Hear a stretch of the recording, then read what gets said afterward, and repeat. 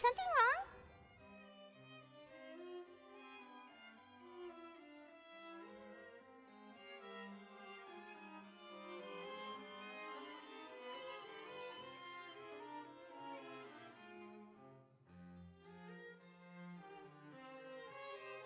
Monsieur Neuvillette and Lady Farina, they seem...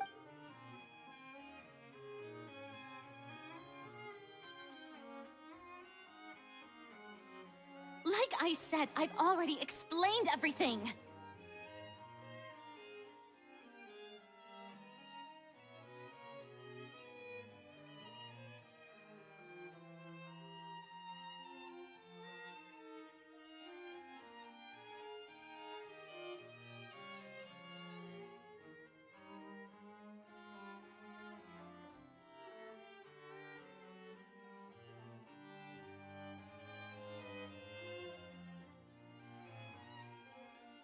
And yet the problem has not been properly solved. There is little space for excuses between us. It is not my intention to offend you, but please, tell me where you stand. You are the Hydro Archon Focalor, are you not? Look at this. This is a list of the victims from the recent Poisson incident.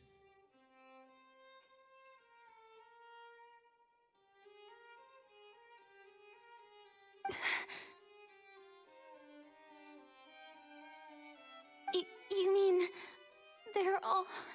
We did not arrive in time to avert this disaster, and I will not have it happen again. I will say this once more. You must tell me everything you know. Yesterday, I found 3 stone slates in some ancient ruins near Poisson. Do you know anything about those? Seriously? You're questioning me like this is a court case now. I don't know anything about that. But you found them in some ancient ruins, you say? That's correct, which is why I came to ask you some questions. There should have been 4 slates, but one of them was missing. The other 3 featured different images that seemed to correlate to the prophecy. The prophecy? The second of these slates depicts the previous Hydro Archon Egeria kneeling before a floating island in the sky, as if confessing something. Do you know nothing of this either? I don't. I've never seen such slates. I'll ask you again. Do you really have no information regarding the previous Archon? My deciphering of the slates indicates that the Hydro Archon Egeria once had to confess to, or apologize for, a certain sin. If anyone would know about it, it should be you. All gods don't have the same secrets, you know. She was herself and I'm me. Is it really so strange that I know nothing? I understand your concerns, but I'm sorry. I just don't have anything to tell you.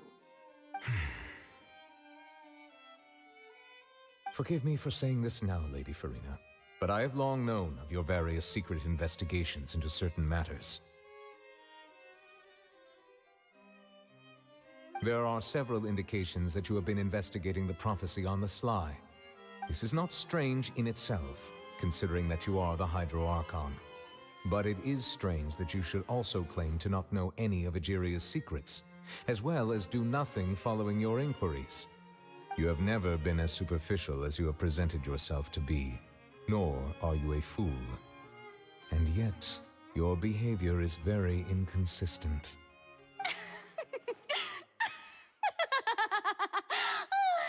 So you've been watching me all this time, have you? I didn't think you were that type. You... Well, since you know about my secret investigations, then you should know I'm actually working to take care of it. There's no point questioning or suspecting me. You're the Eudix, but you're still my subordinate. You should be following my lead. Just trust in me, you're Archon, and do as I say. Never mind whether you can truly convince yourself to or not. It'll all turn out fine. That's all I have to say. We do not discuss this matter again. Oh, the opera's about to start. Toodles!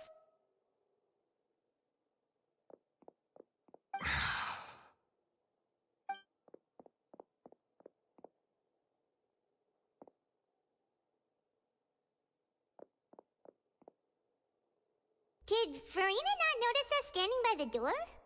Wonder what's up with her. She was smiling. Huh. She didn't seem in the mood to care if we were listening in or not.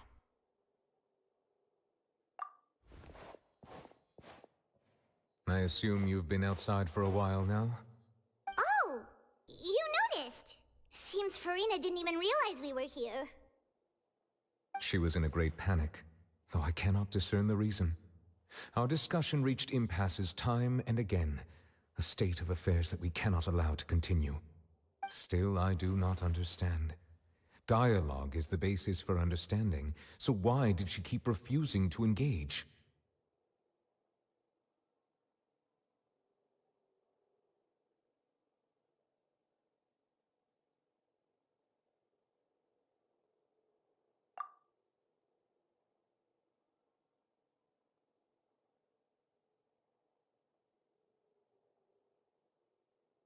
Everyone in her inner circle has noticed that she is hiding some secret. The issue is her attitude. I fear that she will not reveal anything unless absolutely forced to. We may have to create a situation in which she will have no choice but to speak. Oh? Like what? Normally, people will only reveal the truth when standing trial. Perhaps we must have the Hydro Archon experience just such a scenario. But Farina's seen so many trials, and she's really good at dodging questions. How do we make sure that she won't just slip away at the first chance she gets? We will need to consider this thoroughly, join forces with various parties, and then do what we can. If at all possible, I would prefer to recuse myself from this affair, but we must prevent the prophecy from coming to pass. This may be cruel to her, but all Fontaine is in crisis. The information a god possesses is too precious, and so we must take a chance on this.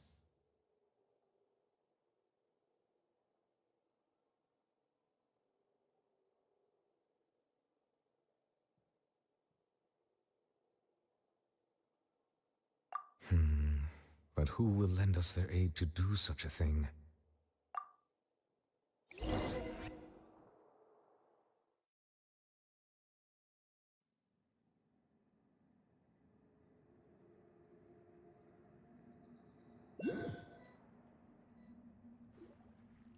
Well, that's everyone, huh? Speaking of which, it was pretty smart of you to think of hiding here. Poisson was just involved in a disaster, so it's presently devoid of people. That naturally makes it the best choice. And here you are drinking tea like it's the most natural thing in the world, huh? That's what families should do. Sit and enjoy a leisurely time together. It's nice to enjoy tea here, you know? Care for a cup? Lend me your ears, everyone. Or perhaps one of you might like to start us off. How about you, friend? Me? No, I don't think I can. Then, how about you, good sir? I fear that I will cause the mood on this boat to become as somber as it is in court. Well then, I guess we're lucky we've got a local like me to organize things. Wonderful, the spotlight at last. I guess I'll be facilitating things from here. That was a little long-winded, don't you think? Oh, you might be right. Anyway, to cut to the chase, our friend here, the Traveler, has brought us together to discuss something. As for what that is, well, let's start by saying that we'll be pooling our efforts together to create a series of traps. Oh, how intriguing. Well, it's just an expression, really. One that I just learned from Chlorand, and used on the spot. So, let's invite her to explain in detail. A round of applause, please.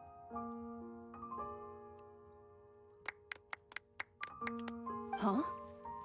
Didn't you say that you would be facilitating this? Oh, come now. Your work doesn't involve much public speaking, right? This is a good chance to practice. You might even pick up some fancy oratory tricks to impress your boss with in the future. I see. And what does my boss say? He is glad that you consider him your boss. Do go on.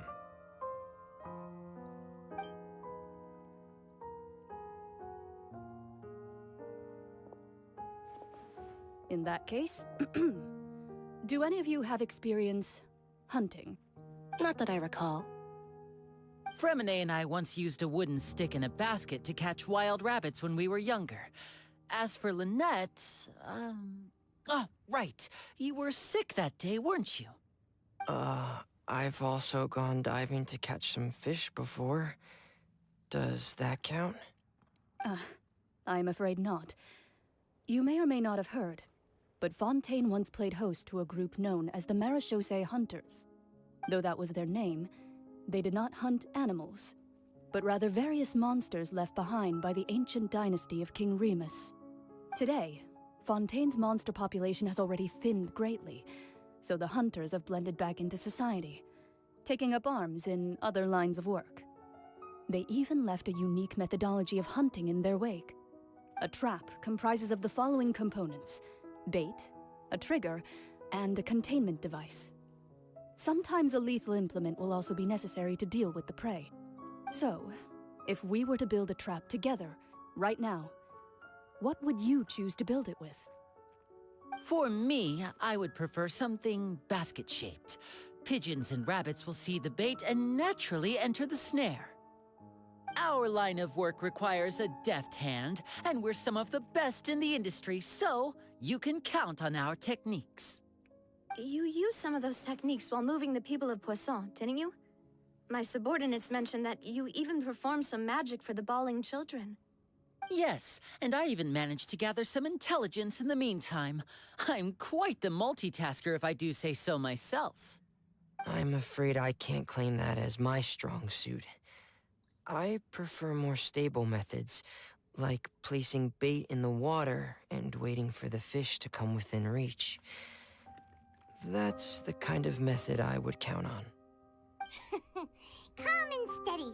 Exactly the kind of person who would catch loads of fish. And I can be their assistant. With discretion, I'm sure. I'd probably use some sort of mechanical animal. Papa once bought me some small clockwork squirrels, mice, and such.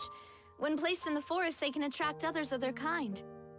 I remember that you liked those too, didn't you? I did. And that would be a good way to go about it. If they're realistic enough, animals of the same kind will follow them all the way to the trap. What about you, Monsieur Neuvillette? I fear I do not have any related experience. That makes sense. You usually solve problems directly, without the use of any such tricks. But I do have one more question for you, Monsieur. If we were to create a trap now, how would you design it? I would like for it to be effective, but bring no harm to the prey. A more gentle trap would be ideal.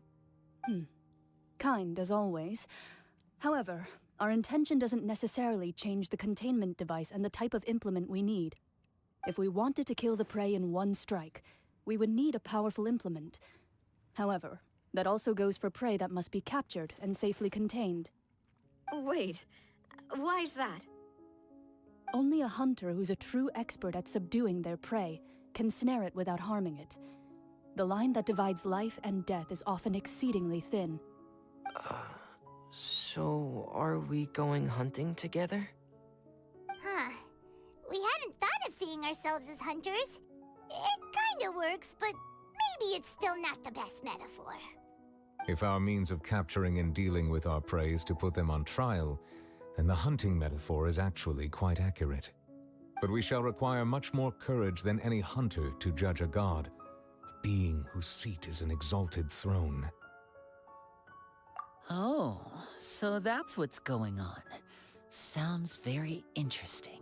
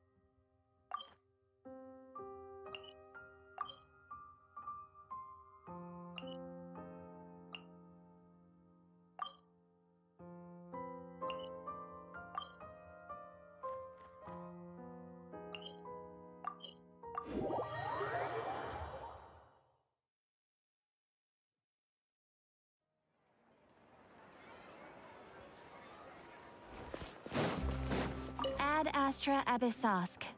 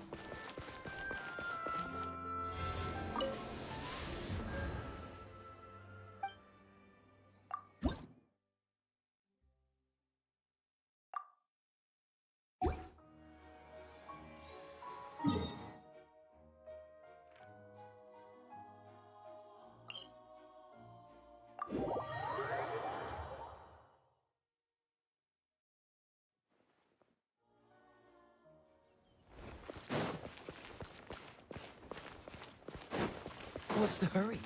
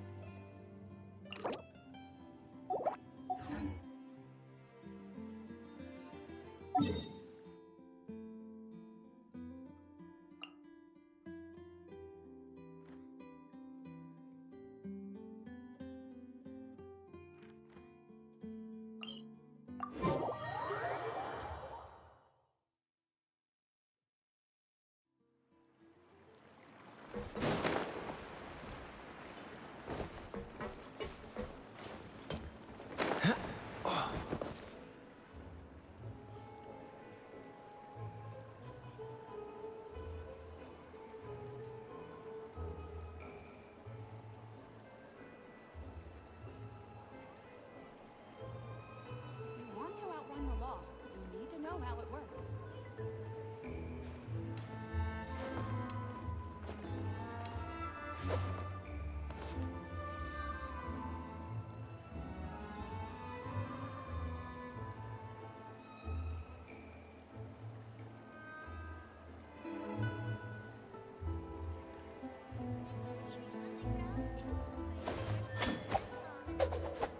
If you want to outrun the law, you need to know how it works.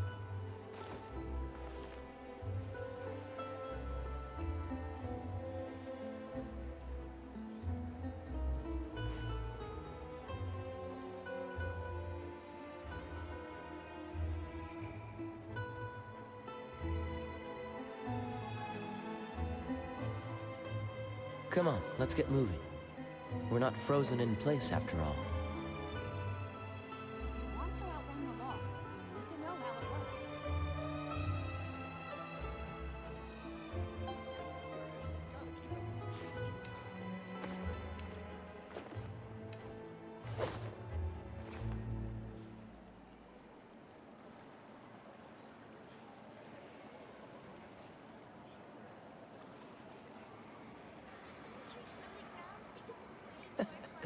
Seems all the other knights already have their hands full.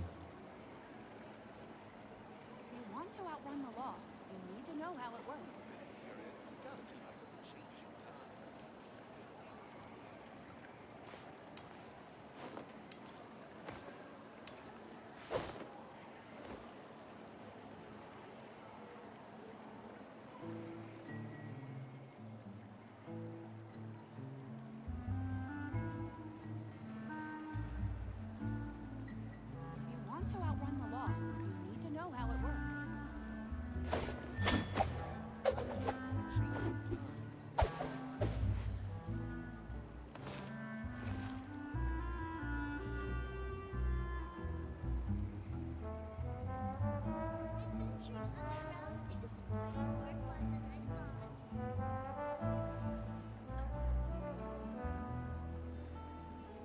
Come on, let's get moving.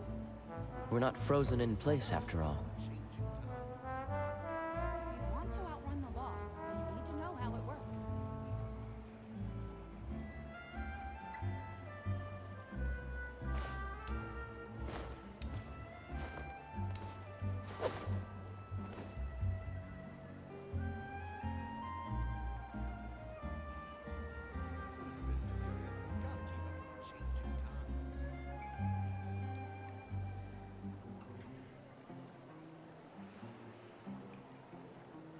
If you want to outrun the law, you need to know how I it didn't know works. you were such a slacker.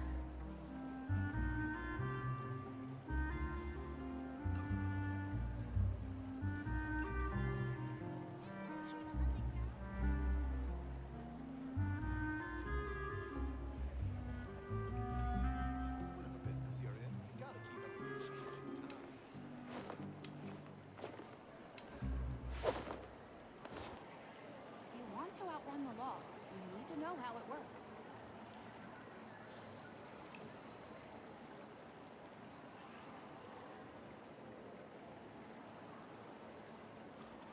If you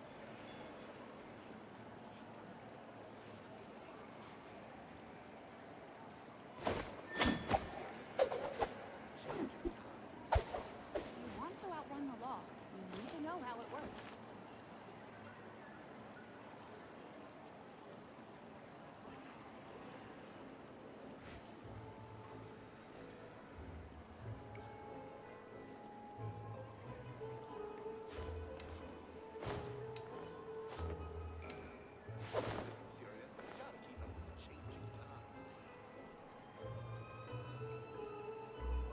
If you want to outrun the law, you need to know how it works.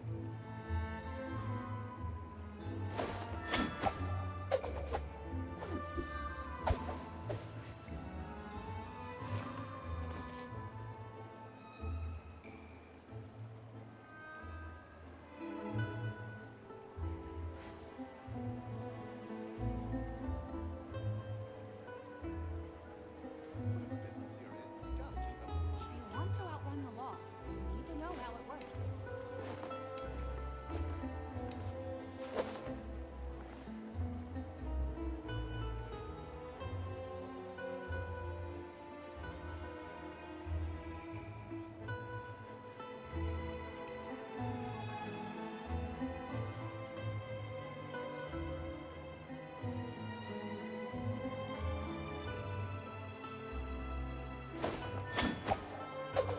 you want to outrun the law, you need to know how it works.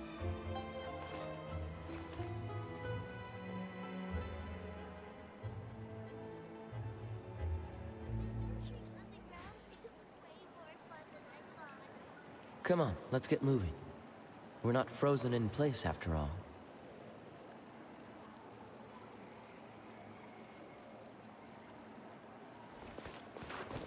If you want to outrun the law, you need to know how it works.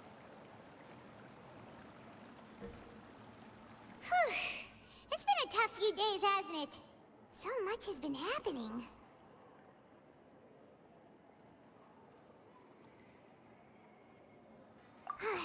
Paimon didn't think the meetings would go on for so long, but everyone seemed pretty fired up, huh? Paimon thought they'd be at least a little frightened. Well, Fremine was, now that Paimon thinks about it, but everyone else just looked a little surprised. Well... It's hard to say. Paimon doesn't have any experience with this sort of thing. But with you around, Paimon sure will do great. After all, you're the most reliable person in the world, aren't you? Did you just pour some tea? Paimon didn't notice you doing that at all. Then what's that? Paimon's never seen that cup before. Don't be frightened. I'm just joining you two for tea. I merely Who's that voice? But there's no one... What a strange conclusion, but also such an interesting one. You two make such a fascinating combo, and yet even you feel confused. As such, I couldn't resist but come by for some tea and a chat.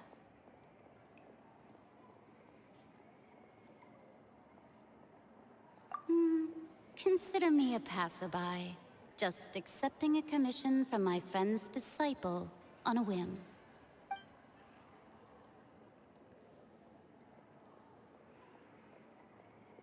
Precisely. Call me N, a mage who wanders the world. The prophecy. Yes, what has been prophesized will be fulfilled. You may view such things as the history of the future. What? Then is there any way we can stop it? People call such things fate, and it is written in the stars. It cannot so easily be altered. Ah, so you've caught on. Just as prophecies are usually only the future as seen from the perspectives of the gods, could things be happening in hidden corners where the gods' gaze does not fall? Are the things that you shall see different from the fate that the gods perceive? What is she talking about? It all sounds really impressive and important and stuff, but it also sounds kind of scary.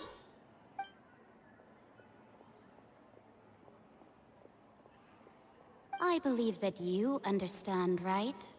Some things are insignificant, but others you must reach out to change. Ultimately, fate shall serve as your only guide, no matter what will happen in Tevat's future. All you need to do is to play your part. This was good tea, by the way. Thank you for your hospitality. Well, that'll be all for today. The voice. It's gone.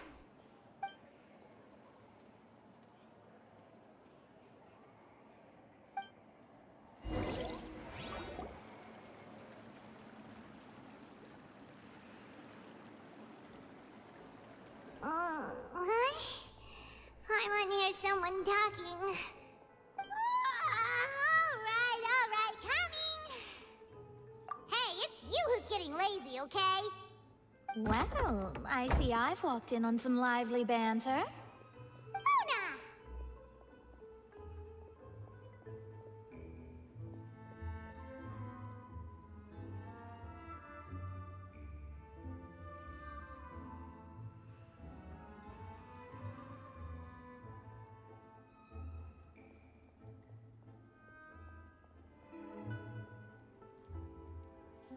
Fine, just fine.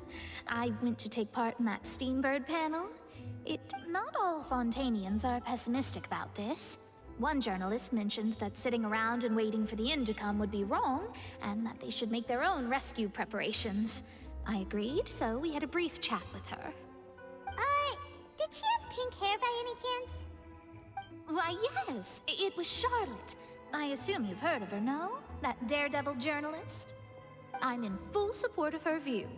Prophecies are very important, but how can people allow their lives to be commandeered by just a few words? That's right! Paimon's glad to hear something sensible for once. Ah, yes. About what we had discussed before. I did try, but I'm afraid I couldn't reach the old hag. I'll try again tonight, but I wouldn't get your hopes up. Huh?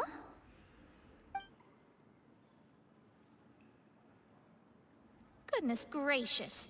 Are you serious? She said that even the god's gaze has blind spots. Pretty bold if you ask Paimon. Most people would believe the gods to be all-knowing, right? The Hexen Circle members are certainly anything but ordinary. As for the mage named N, the old hag has mentioned her a few times. She said that N's sense of direction is incredible, and that she loves guiding those who are lost. But I've never met her, and if she were still alive, she'd be... well, suffice it to say that the hag's at least a few hundred now, and N's been around for longer than that. Whoa. The Hexen Circle sounds like a scary group. But they must really stay in shape to live so long. Their abilities alone are pretty terrifying. If she came to see you personally, then the problem you're facing must truly be of great... Well, it's not like Paimon could understand anything she said. Yes, she was quite cryptic, but I suspect she means that there is still a way to turn things around. She didn't say when or what that would be, though, so... Perhaps it is something that you cannot know right now.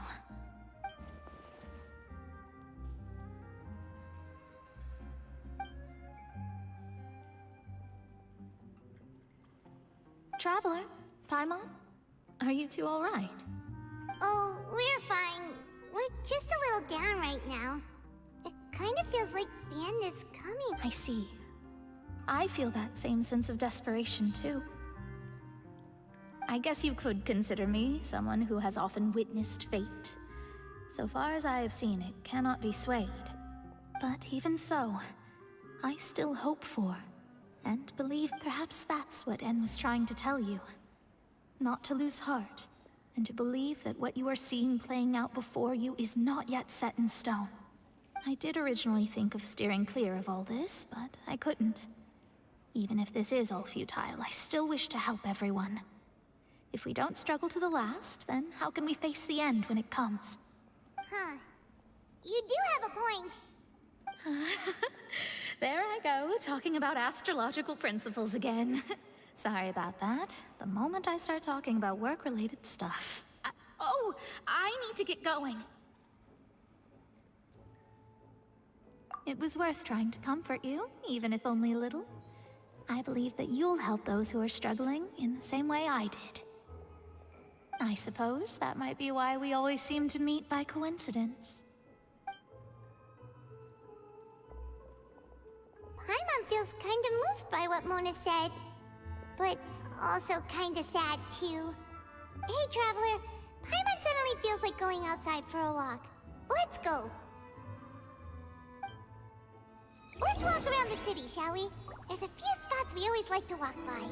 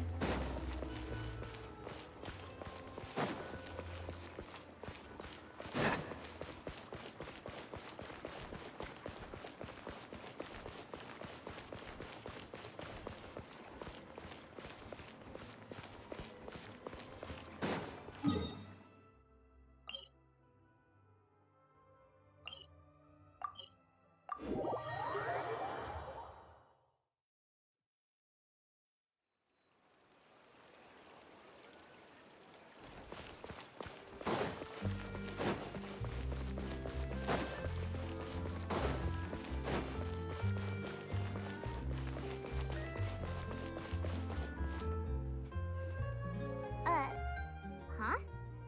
Our names are written in this newspaper. What's going on? Let Paimon see! The underwater stronghold, the Fortress of Meripede, has continued in its noble autonomy, but that does not mean that others cannot interact with it. My recent attempts to enter the fortress bore little fruit. Huh. Guess Charlotte still hasn't given up on that. Thus, did an Outlander friend become the focus of this report. A blonde adventurer with their white fairy, legends trailing in their wake. It is said that this mysterious traveler once visited the underwater fortress.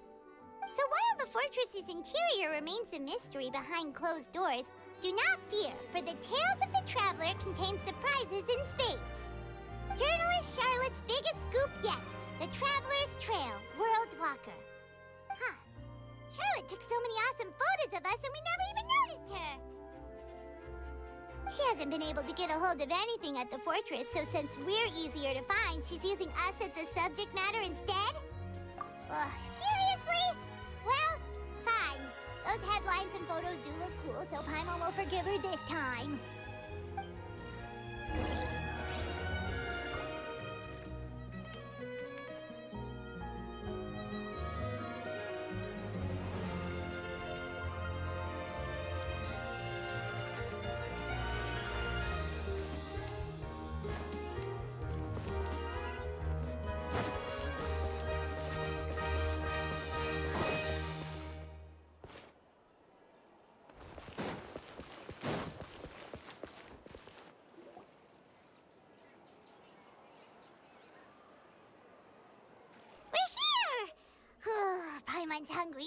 Should we go in and get something to eat?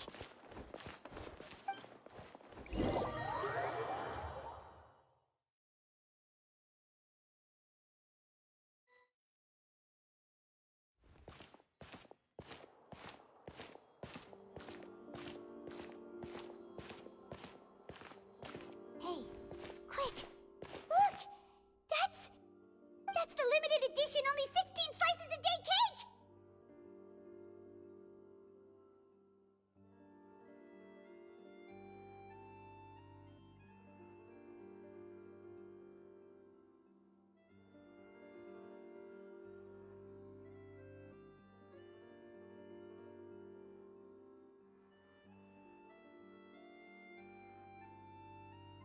It was so delicious the last time we tried it! Despite the tense situation we were in, let's give it another go. I'm sure it'll be great! One slice of cake, please.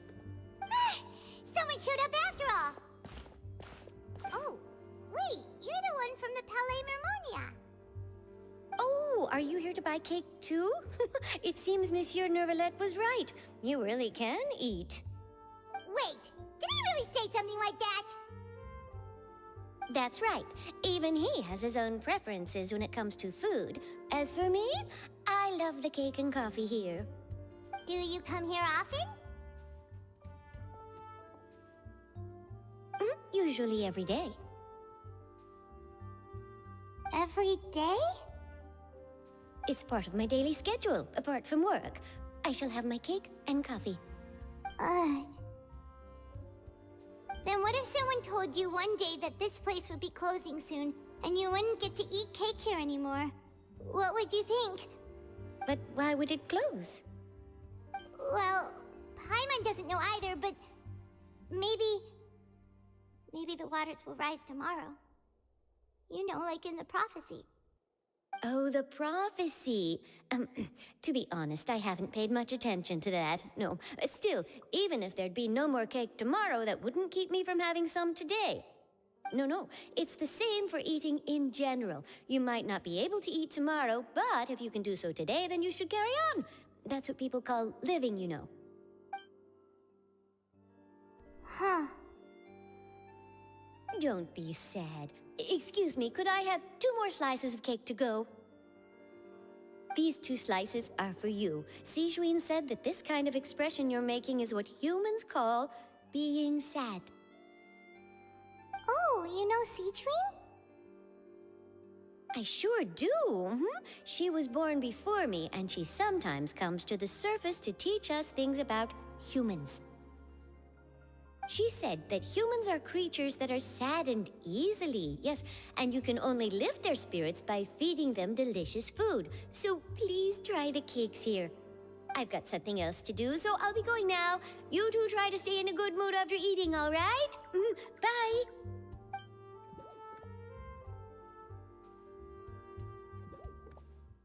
And there she goes. All right, let's dig in. I'm sure this cake will be delicious.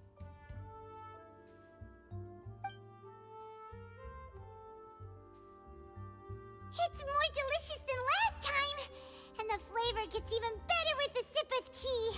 It sure would be nice if we could come again tomorrow. Sure would be nice if we could always eat delicious food here.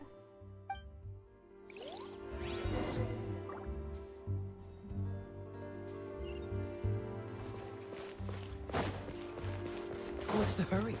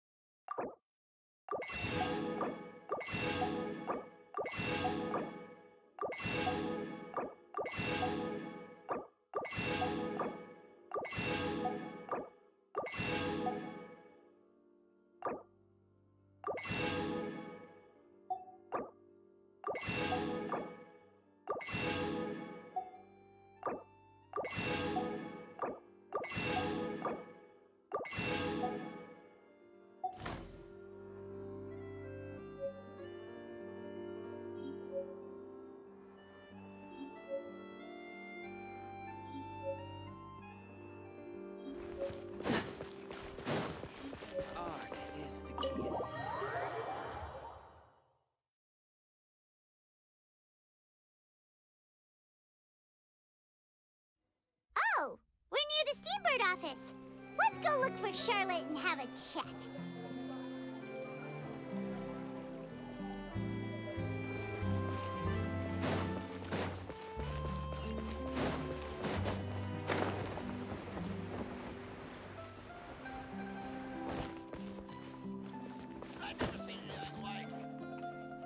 Wow! If it isn't the Traveler and Paimon! Oh, have you seen the article I wrote about you? Ha! You've got some nerve! You just used us to make some quick mora!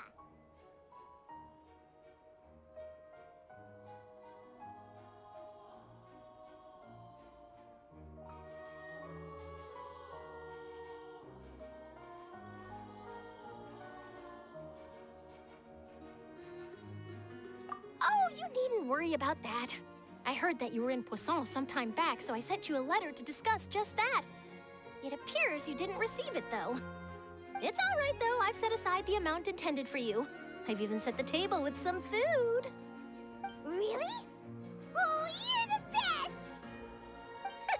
You're almost a little too easy to win over, Paimon. If I were a journalist with ulterior motives, you'd be in trouble now, you know. Oh, Paimon knows you're not like that. Still, what brings you here all of a sudden? Were you looking for me? A friend of ours met you a while back, and when she mentioned it, we thought of coming to see you. Her name's Mona. Ah, so you know Miss Mona as well. She's a guest columnist for our paper.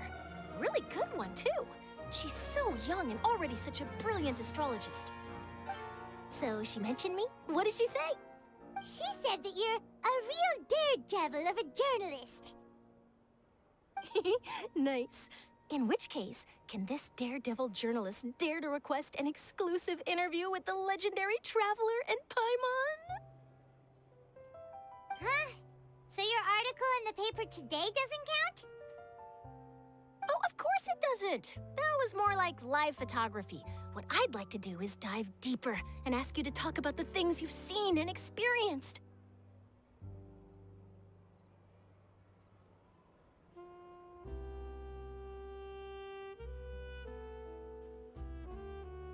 Yeah, are we even qualified enough? Why not? If I say you're worth an interview, then you're worth it. But not right now, of course. I'll need a few days to prepare. Oh, in that case, we'll just chat when you have the time then? Oh, so that's a yes? Ooh, splendid! I'll tell the editor-in-chief immediately. I'll have to apply for lighting, a venue, some props, and... Whew, so much to get done now. Talk to you later. Wait, Charlotte, Paimon's still got a question for you. And what's that? If, just for example, Fontaine were to be flooded tomorrow, what would... Huh, that's the prophecy you're talking about, isn't it? I mean, I do hear about it often, but I've never once thought that the day could be tomorrow. If you're seriously asking, then I might try and think of a way to leave Fontaine. Oh, but I'm still a journalist first and foremost. That means I have a duty to be reporting from the scene. And secondly, I wouldn't forsake my homeland that easily. From what I've seen, most people don't know what they'd do should the worst come to pass. In truth, it might be better just to behave like normal rather than worry over such an end. So in all likelihood, I'd probably still be prepping at the office for that interview of ours. I know what you're thinking. That sounds a bit sad, but I've always believed that it's best to do what you enjoy. Just think about it. If this nation really were to be suddenly destroyed tomorrow, but I still successfully finish and then do you know what I'd do? Well, I'd write that story, send it for printing, and use messenger pigeons to get copies out to the various nations as soon as possible. I'm not a dreamer, nor am I a workaholic, but I do love my job, and I'd be proud of leaving such an article behind. I guess you could say that I was born to be a journalist. But anyway, that's my answer. And on that note, I'll get back to my preparations. That's so nice. All of a sudden, Paimon actually kinda envies her. Anyway, let's go and take a look at the sea, shall we?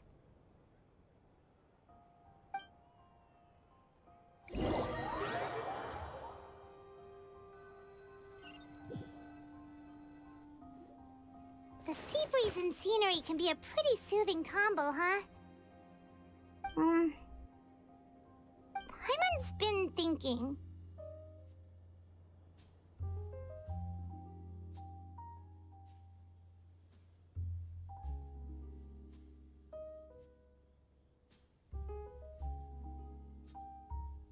If it wasn't Fontaine, but all of Tevat that would be destroyed tomorrow, where would we go and what would we do?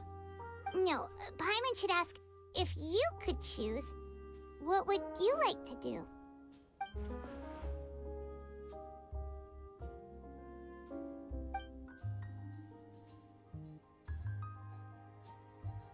We've always been moving to the next destination, so we haven't spent much time thinking about these kinds of things. We didn't have to either, with us always being on the road and whatnot.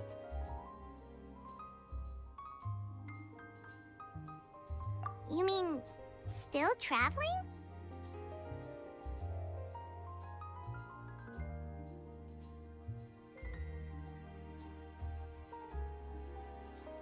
Huh. Wait, isn't that what we've always been doing?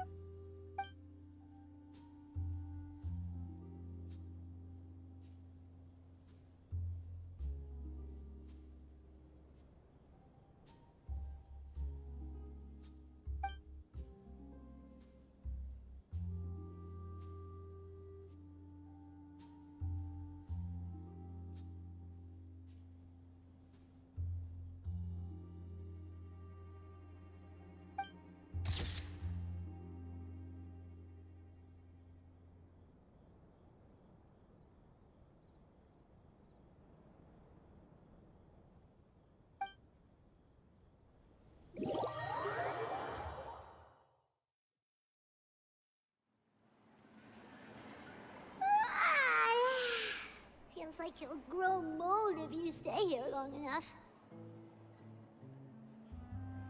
But it's still better than the Fortress of Mirapede, that's for sure. It's not only damp there, but salty too. Ah, so the two of you are still here. Wonderful. Oh, you're from the Palais Mermonia, aren't you? Yes, I'm Isadora. Monsieur Nervillet sent me to look for you two before. I heard that afterward you went to the Fortress of Meropide. Not at all. I'm well aware that you're friends of his. Actually, I'm here to pass along a message from him. Yes, inside the Opera House. The Maréchaussée Phantom has declared the incident a small-scale riot. A riot? Well, that said, I don't personally think it was that serious. Lady Farina was watching a performance at the Opera House, and while she was resting during an intermission, some other audience members suddenly started harassing her, loudly accusing her of doing nothing about the prophecy crisis. And before she could respond, others started to join in. The crowd continued to grow, and protests against the Hydro Archon started to break out. So people have started to put the blame on Farina. Guess they finally found an outlet for the pressure they've been under due to the prophecy. I agree. People will naturally rely on gods, as is customary. But the moment people feel threatened, gods are also the first to be blamed. So what happened after that? Is Farina okay? Seeing that the situation was spiraling out of control and that further argument was pointless, she claimed that she'd gotten tired of this and left in a hurry.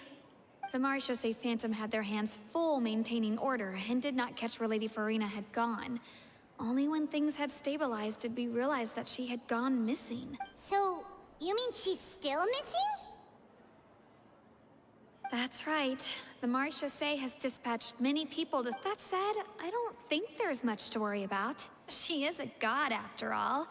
Even if she were to fall into the hands of rioters, what could ordinary people do to her? Good. Monsieur Nervillet sent me to tell you about the situation, but he didn't say anything else.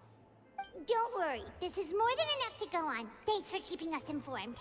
Ah, is that so? Well, all right then. In that case, you two take care. I'll be heading back to the Palais now.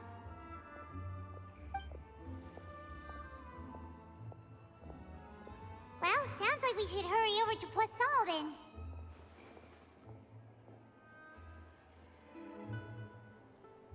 If we know Farina, she won't try to fix things in this situation. Instead, she'll look for a place to wait out the heat. And, as we also know, she may be loud and dramatic, but she doesn't have a heart of stone. When Nervalet was talking to her in the Palais Mermonia, and she heard about Poisson, she couldn't hide her sadness and remorse. It would be hard for her to ignore being accused by the public today. Paimon thinks Farina's probably taken the opportunity to slip away to Poisson and try to relieve the sense of guilt that she's feeling.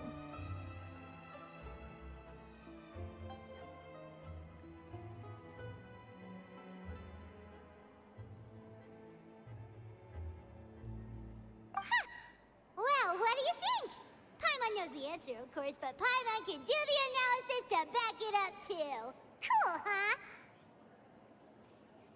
In that case, there's not a moment to lose. Poisson!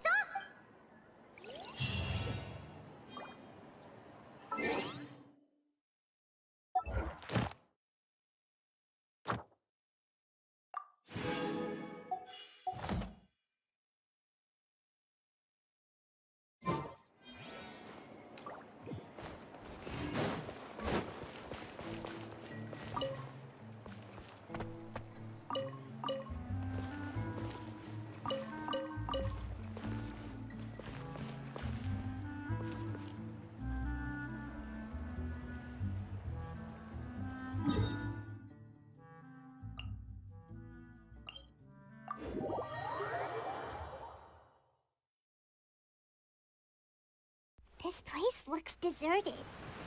Guess all the survivors must have evacuated already. All that's left here are signs of devastation. Could Farina really be here? Let's try to find her as soon as possible.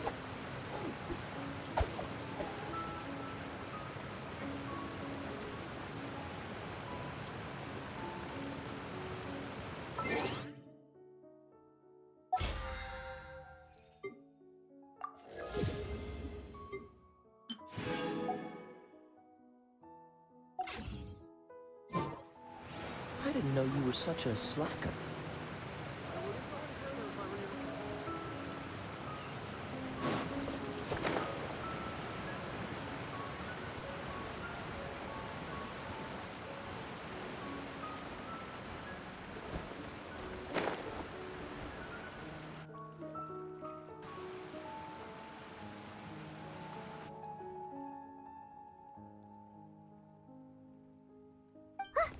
That's Farina, right over there. She really is here all on her own.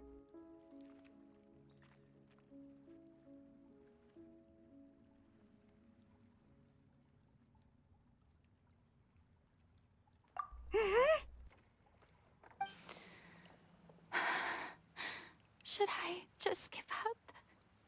This is all meaningless. What was meant to happen did happen after all. Everyone's dead. I'm sorry. I am so sorry. Give up, Farina. There's no point in holding out. I'm sorry, but what can I even do other than to repeat meaningless apologies over and over? Who's that? Don't worry, Farina, it's just us.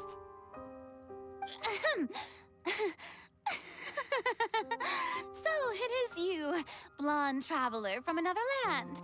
Why, I almost thought you were someone from that mob of my ignorant subjects, come to kneel and beg for my forgiveness. Farina, you were crying just now, weren't you? The tear stains on your face are obvious. What do you mean, tear stains? Oh, I remember. The show at the Opera House earlier this morning was so moving. I'm still trying to process it.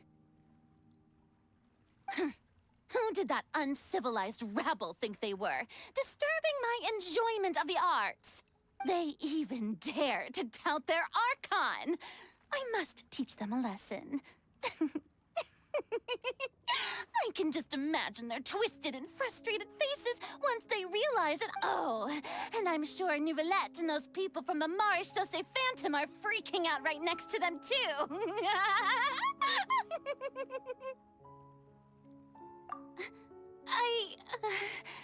Of course not. Hey, there she is! The Hydro Archon's over there! Quick, after her!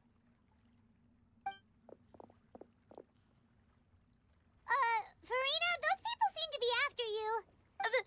They are? They're just some rabid fans who want to cut the line because they haven't been able to meet me in person, aren't they?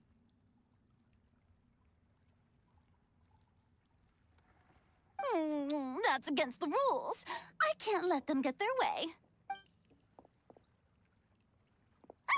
Farina just ran off. Quick, we have to catch up with her.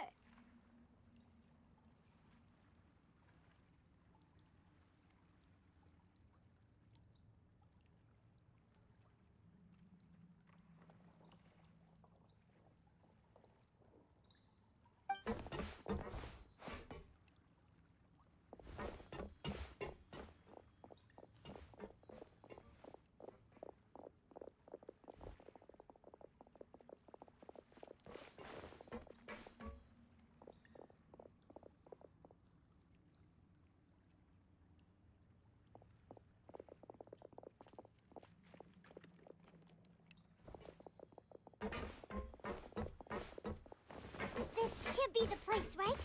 Hey, Farina!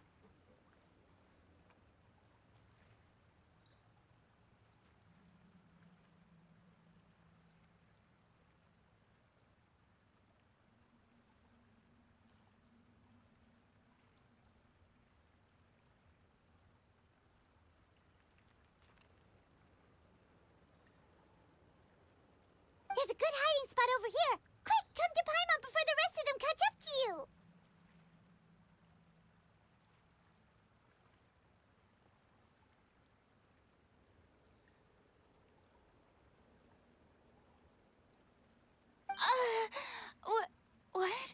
What is this place?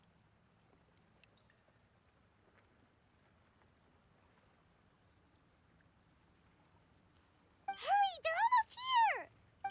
Fine. I suppose haste is warranted. Lead the way.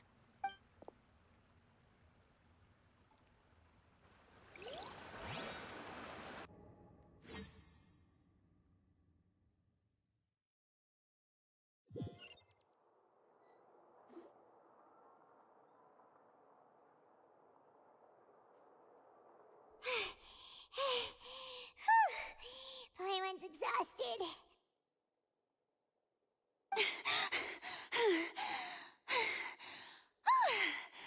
I'm so tired. I totally thought they had caught me.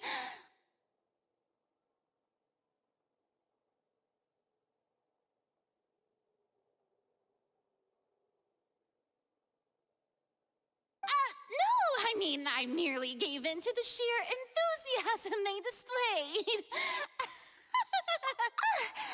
You're right. Yep, that's a good girl.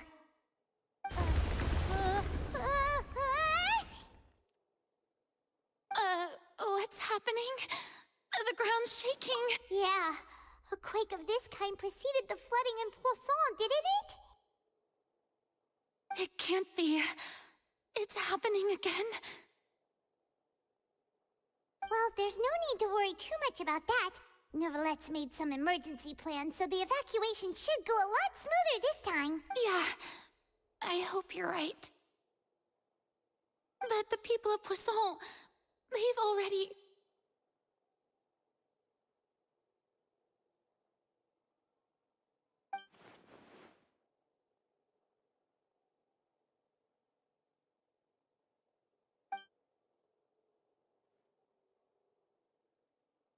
It's true.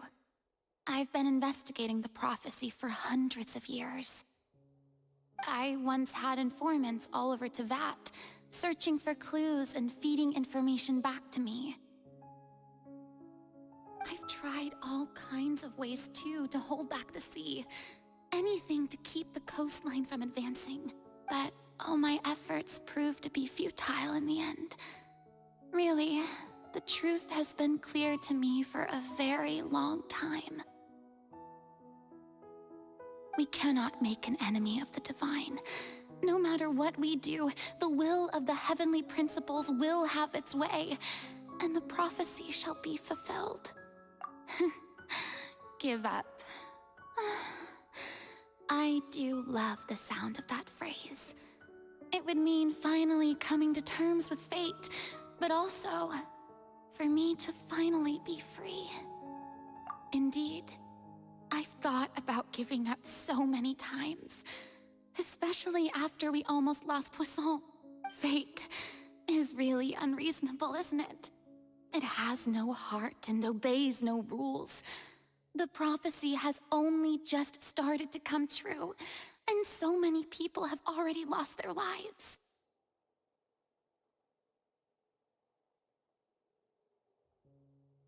But just now, it all became clear to me. I still don't have the right to come to terms with fate on behalf of everyone else.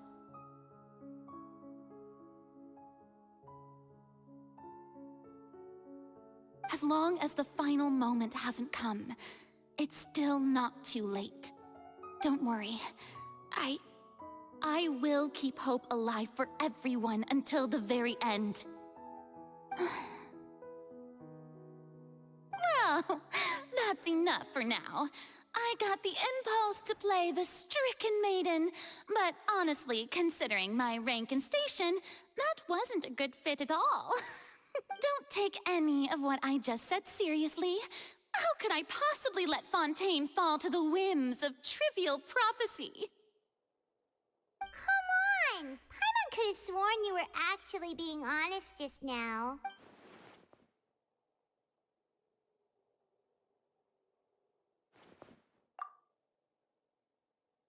Share my burden. That's impossible. It was fated right from the start that this would be my duty alone.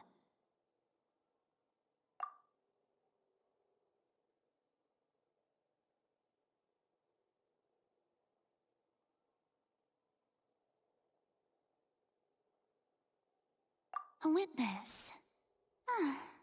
Yes, I've heard that you came to Tevat from beyond the stars, yes. In other words, you never belonged here. And if Tevat is, in its entirety, a show on a stage, then you're just a spectator, aren't you? If...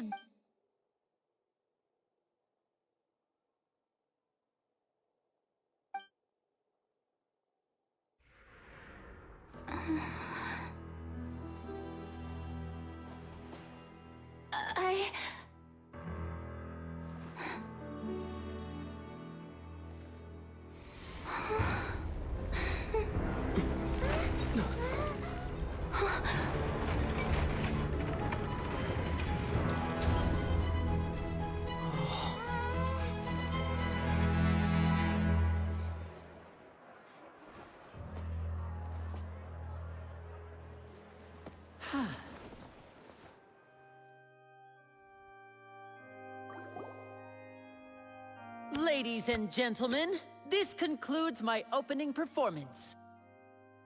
Now, without further ado, we may proceed to the trial of our god. So this is what it is. Yes, you deserve praise for the effort you took to raise the dramatic stakes. Do not forget, however, that I am Focalor, the god of justice, the embodiment of justice itself. Does it not strike you as even the least bit absurd to bring the very concept of justice to trial? May I interpret these words as your refusal to stand trial? In that case, you will have the opportunity to defend your honor through a duel. You would draw your blade against a god?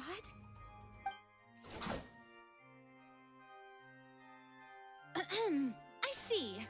It seems like you have made up your mind.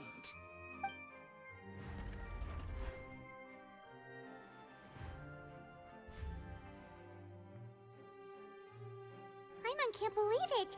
She just surrendered. What the heck is going on? Did I just see an Archon surrender to a human? Wow, how utterly humiliating. Lady Farina, what is the meaning of this? It would seem that there has been a misunderstanding. To be clear, the raising of both hands is not always an indication of surrender. Looking for excuses again, huh? I raised my hands just now to indicate my acceptance of the trial. No duel shall be necessary. I will admit that I've been running away for a long time. I'm sorry, everyone. I was unable to protect the people of Poisson. It is my duty to stand trial for my crimes. You are not the only ones to be disappointed in me. I, too, am exceedingly disappointed in myself. But now, it is time for the Hydro Archon to show you her courage and resolve. I, Farina, will use this trial to show the world the true meaning of justice.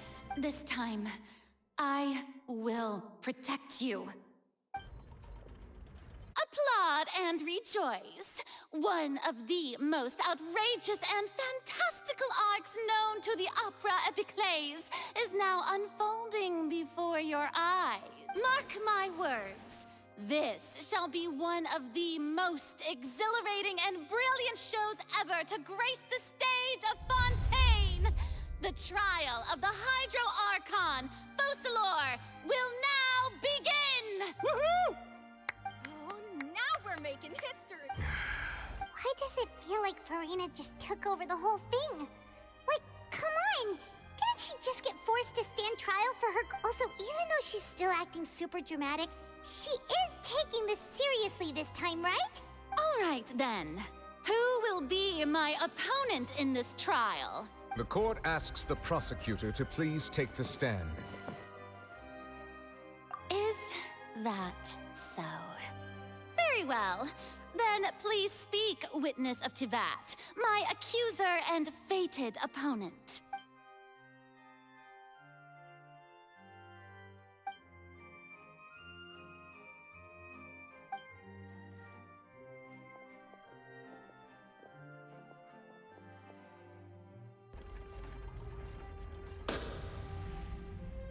Also, please allow me to ask, as a final question before the trial begins.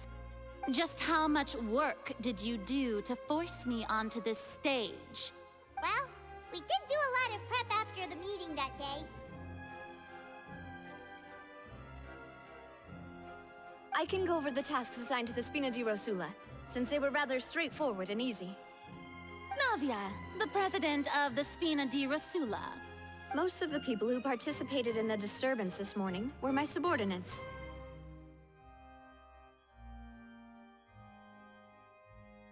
They changed into plain clothes and came to the Opera House as regular audience members, waiting for the perfect opportunity to incite insurrection against you. The people's resentment against their Archon has been building as more and more of the prophecy is fulfilled. A spark was all we needed to turn smoldering anger into a flame. Moreover, according to our understanding and analysis of you, when something like that occurred, you would likely flee the scene and head to Poisson by yourself. So, we arranged for a second group to lie in wait there. So, you mean... the ones who scoured the settlement for me were also from the Spina? And their goal was to force you to step into the giant magic box so you may personally participate in the greatest magic performance in all of Fontanian history. That's right. That house was a magic box, rather than someone's residence.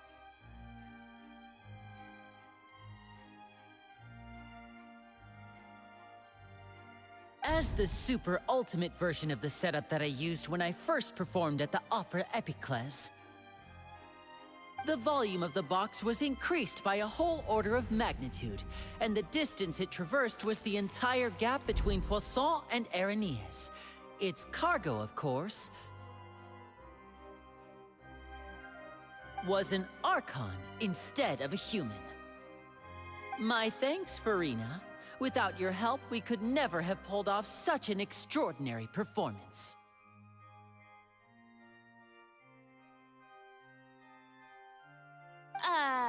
You're welcome? Of course, this performance was only made possible with Father's support.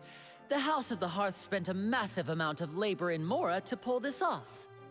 We had to select a location, construct the giant magic box, dig a tunnel, and open up a path through the water. It was a lot of work for all of us.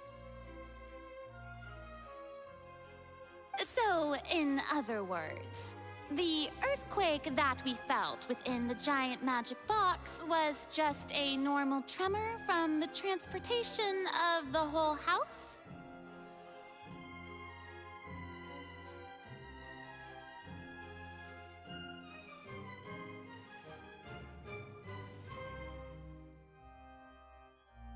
That's right. It wasn't a sign of another disaster to come.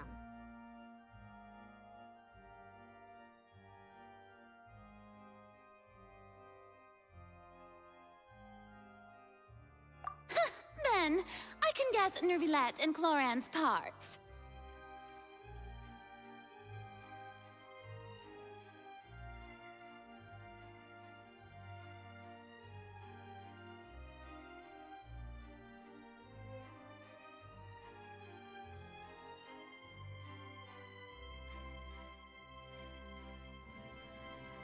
You gathered a crowd, prepared a stage, and made sure that the champion duelist would be immediately ready for a fight.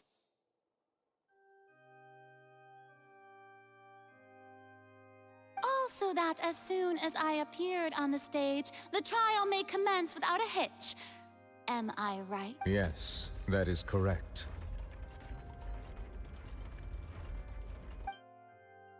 Well, Clorand, I must commend you for your courage. Only the most outstanding champion duelist in all of Fontaine would accept a duel with an Archon without flinching. Thank you.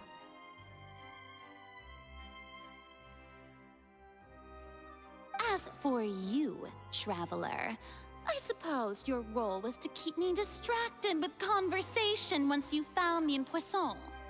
You'd make sure that I didn't notice anything amiss before revealing yourself as my prosecutor once we'd arrived onto the stage. Oh?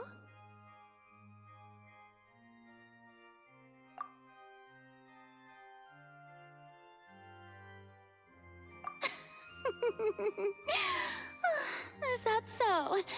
Then I suppose I must have missed my final chance.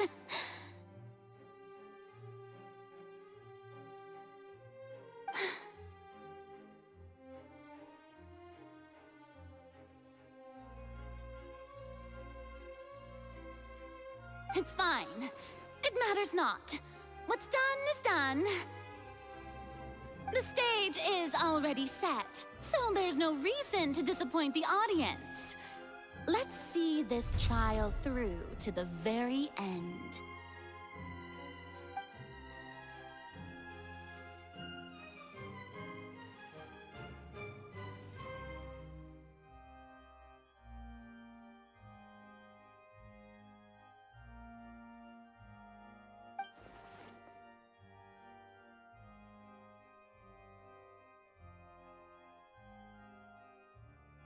Sir Prosecutor, please allow me to pass this along.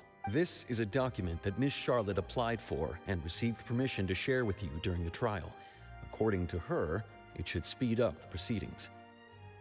Huh? Charlotte wanted to give us something? Oh, so she's here too! Hey, Charlotte! Oh, let Paimon see. Isn't this the exclusive interview that she did with us before? So she's Wait. Then that means this document is a perfect timeline of everything that's happened ever since we stepped foot in Fontaine! So in other words, we can refer to this anthology of evidence every time we want to use something from our journey as evidence for an argument!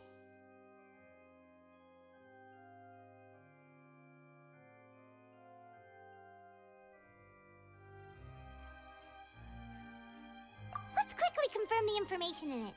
Just think of it as a refresher, alright? You defeated the Hydro Archon in the very first duels you took part in at the Opera House. That's one for the history books, all right. I didn't think that this is the first time Monsieur Nervillette had a Fatui Harbinger. She's an The words of... I nearly lost my awesome friend Navia. According to the Fortress of Meripede was almost destroyed in a single day. That I didn't witness that scene personally will always be a source of professional regret, I think.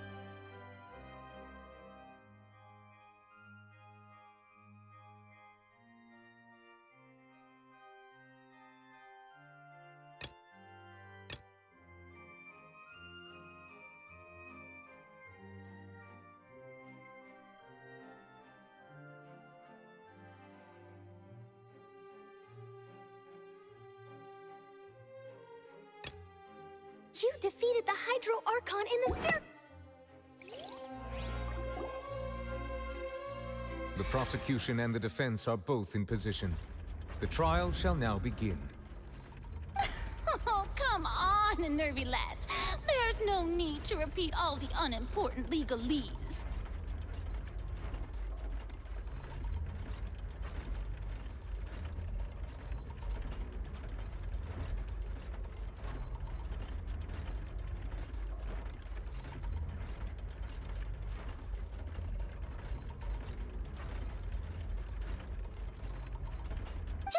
Forward to the part where the prosecution lays out my offenses. As the defendant and the lead actress of this performance, I still haven't even been informed of my supposed guilt in all of this.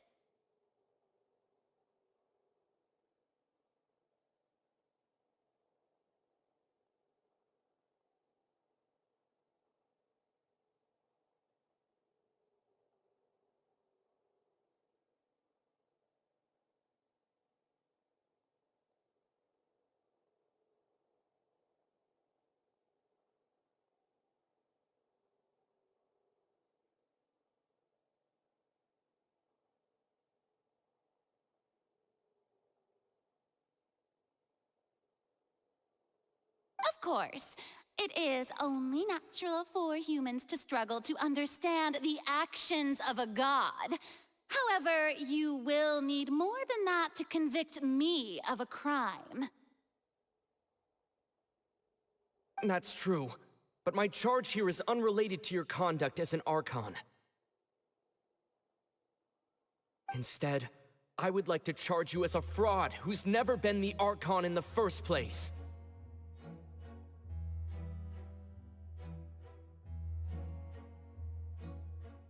Wait, what was that? Lady Farina's a fraud? Hey, I came here thinking that we were going to try the Hydro Archon for forsaking our duty, but did I hear that right? She's not our Archon at all?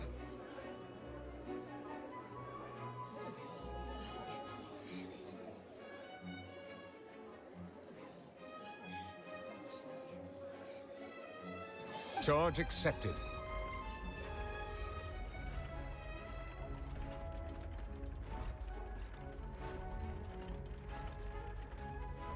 Lady Farina, do you plead guilty to the charge?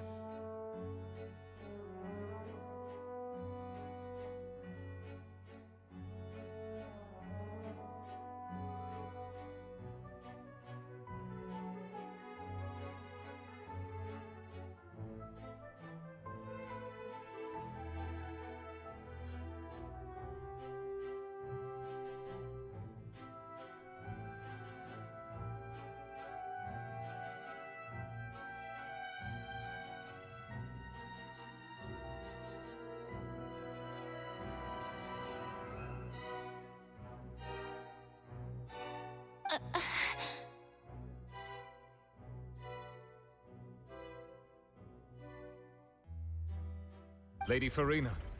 I plead not guilty. How can I be guilty? There is no way that I, Focalor, otherwise known as Farina de Fontaine, a member of the Seven and the Regina of all waters, kindreds, peoples, and laws of Fontaine, could be anything other than your true Archon.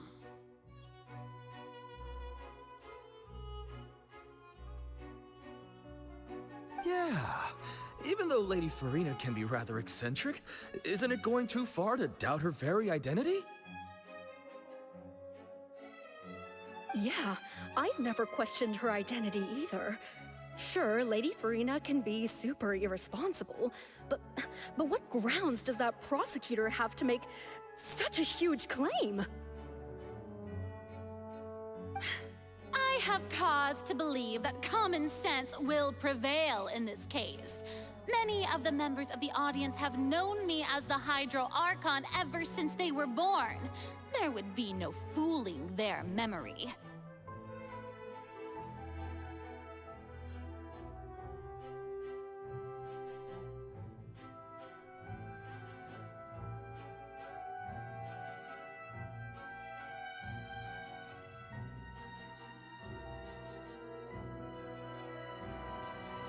See? Even the Oratrice has decided to show me its favor. Are you sure you want to commit to a charge that will never be upheld? If you wish to drop the case, I can promise you as the God of Justice that you will not have to face trial for making a false accusation. We will treat everything that's happened as a dramatic spectacle and move on with our lives. What do you say to that? Huh. An argument with near impossible odds, huh? We have to not only refute Farina's claims, but also overturn the long-held beliefs of the people. Well, I tried to give you the chance to surrender. If you must persist, then let me ask. If you believe I'm not the Archon, then what manner of being do you think I am? And if I was not the Archon, then how did I manage to live for over 500 years?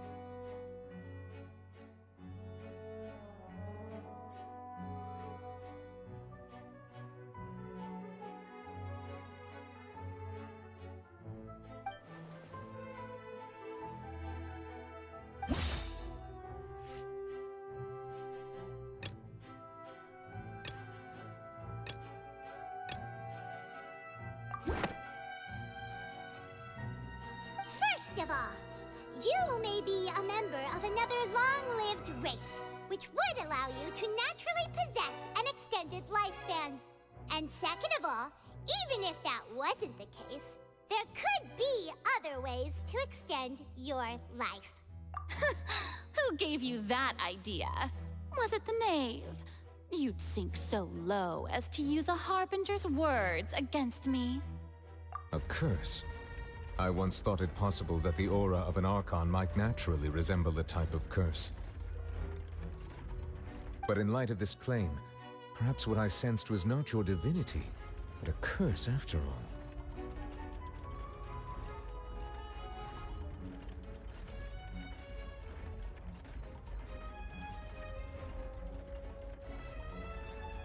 Neuvillette sensed it too, huh? Lady Farina is actually a human?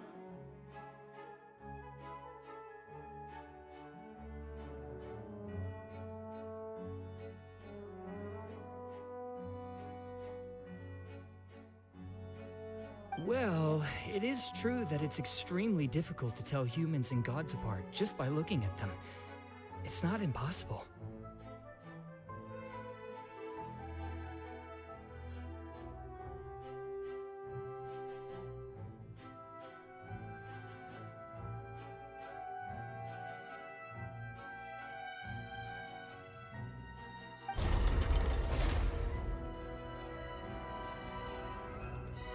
Well, don't start celebrating too early now. Even if I have been carrying a curse like you said, how does that prove that I am merely a human being? Besides, everyone knows that the main difference between a human and a god is the possession of authority. Gods can do what humans cannot. That's why they're worshipped as gods. For centuries, manifestations of my authority have served the nation of Fontaine. One need only to turn their eyes towards the Oratrice Mécanique d'Analyse Cardinal in this very opera house, or consider the indemnitium that is used in every aspect of life.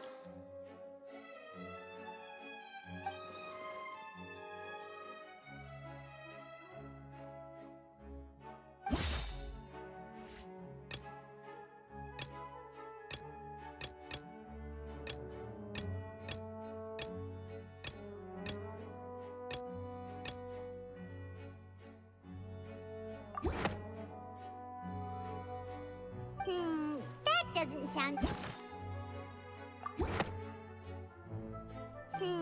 that doesn't sound...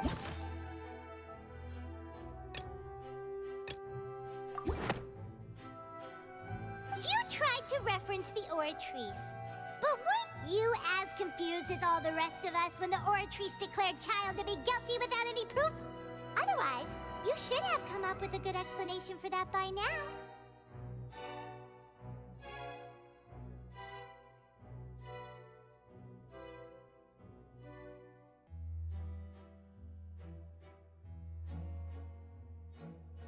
Didn't I make myself clear at the time?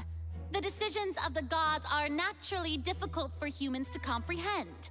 There is no need to provide an explanation. Lady Farina, I believe a reminder of your current circumstances is in order. While the court is in session, the principles of justice and the law must come before all else.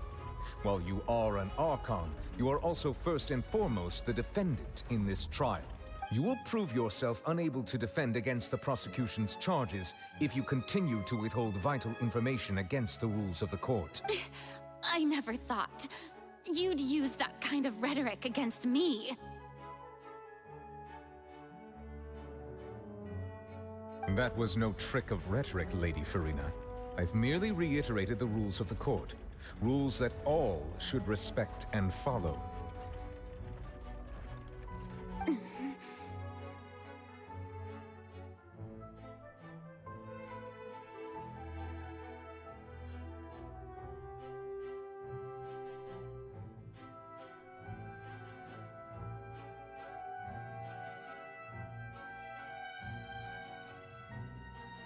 So, you neither knew why Child was declared guilty, nor did you understand the structure and operations of the Oratrice. Instead of having been created by you, the manifestations of authority you mentioned have been made by the real Hydro Archon, haven't they?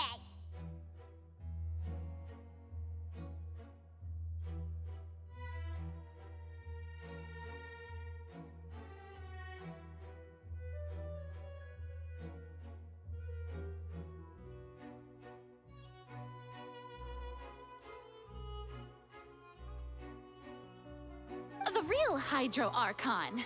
Well, now you're really losing me.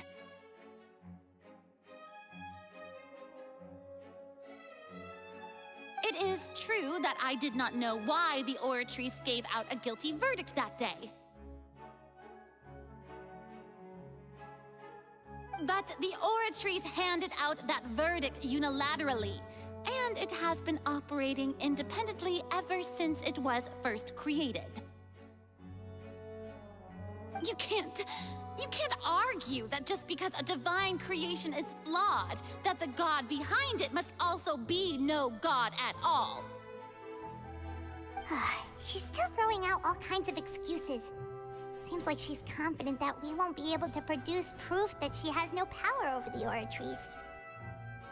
My power as an Archon.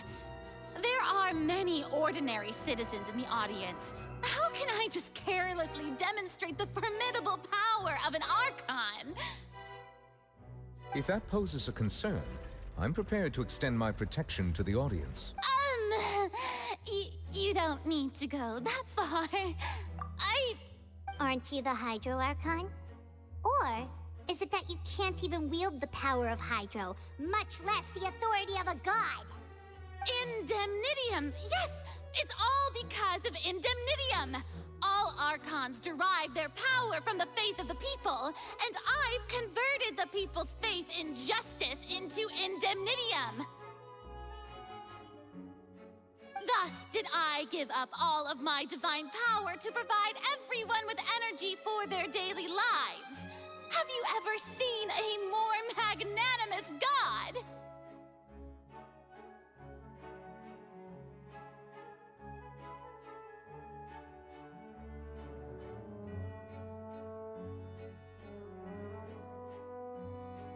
Isn't that a huge stretch?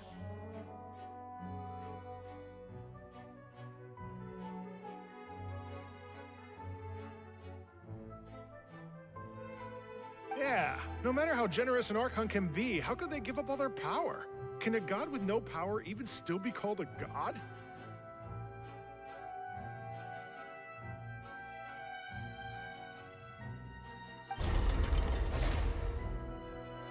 It seems like nobody's buying Farina's Hey, come now, everyone.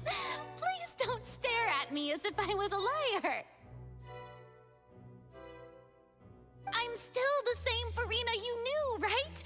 The one that you loved. Shouldn't you want to believe in me? Please? You've got to believe me. If what the prosecutor said is true, she really has committed a grave offense.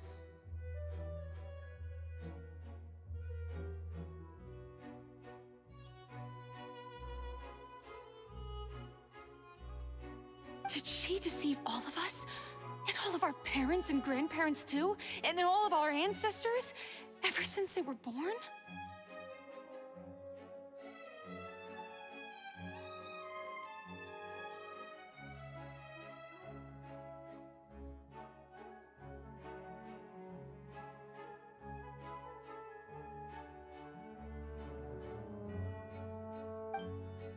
Enough! That's enough.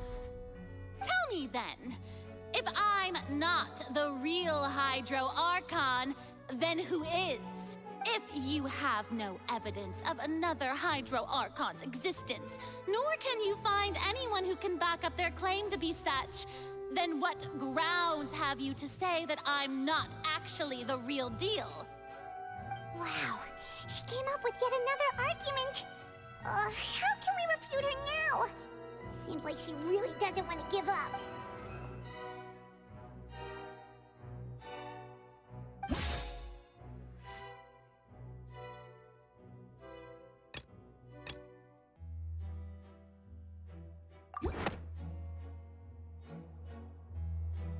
It has been established that all Fontanians can dissolve in water from the primordial sea. And that means... Since you insist on claiming to be a god and not a human, then there's a method that you can use right here and now to eliminate all suspicions of you being the latter. Miss Navia, please apply to serve as a temporary attorney for the prosecution before addressing the court. Though you act in partnership with the prosecutor, you must still adhere to proper procedure. Super sorry, Monsieur Chief Justice. I swear this really will be the last time that I'll speak out of turn. Now, I've brought some seawater from Poisson.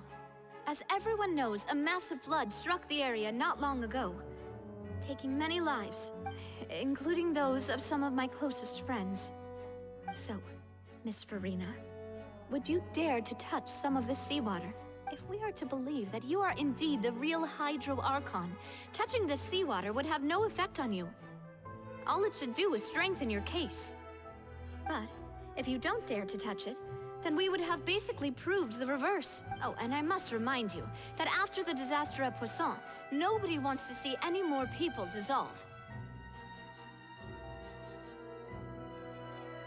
I do hope you'll act prudently and choose the simpler path of admitting guilt. Navia from the Spina di Rasula. The Spina has governed Poisson for many years. I guess her suggestion is valid. If Lady Farina is indeed just a human, she's probably Fontanian like all the rest of us. Would she really dare to try?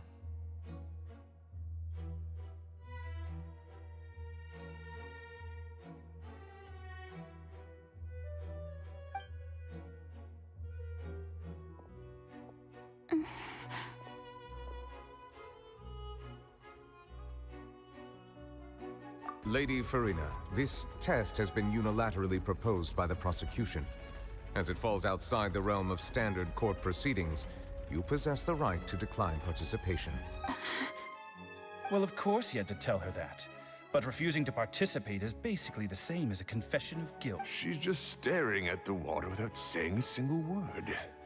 It really does seem like she's quite terrified of it. That could only mean... What's going on? Is she really planning to...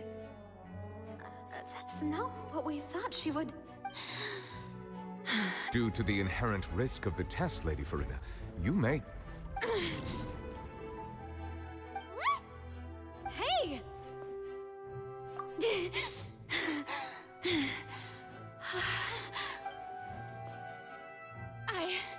I'm fine!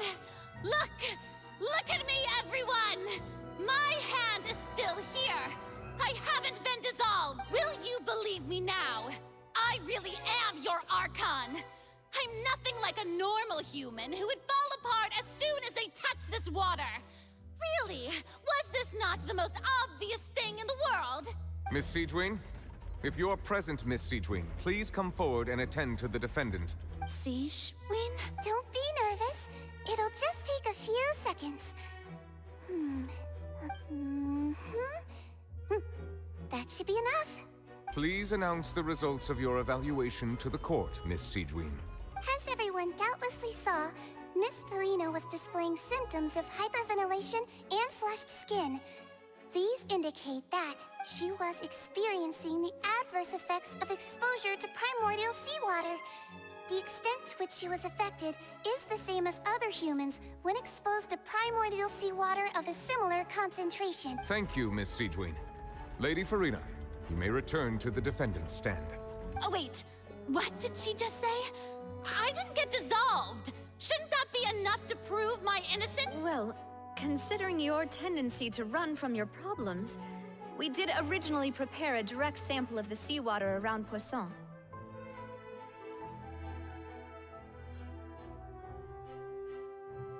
However, after extensive discussion, we exchanged it for a sample that is not concentrated enough to dissolve an actual human. After all, on the off chance that we don't want anyone else to lose their life to the sea. Yeah, so out of regard for Farina's life, you secured a low-concentration sample and asked the head nurse to serve as an expert witness. It's a great thing that the direct sample wasn't actually used. Farina could have... I can't believe... You...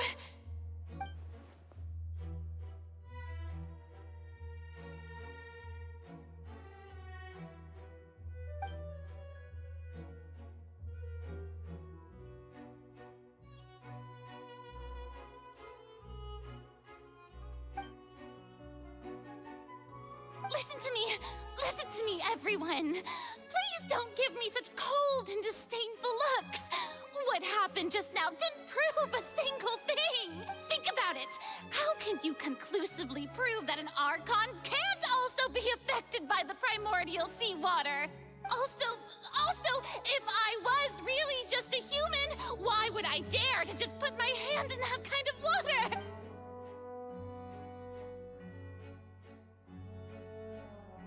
Please, anyone, just listen to me. I swear, I really am your Archon.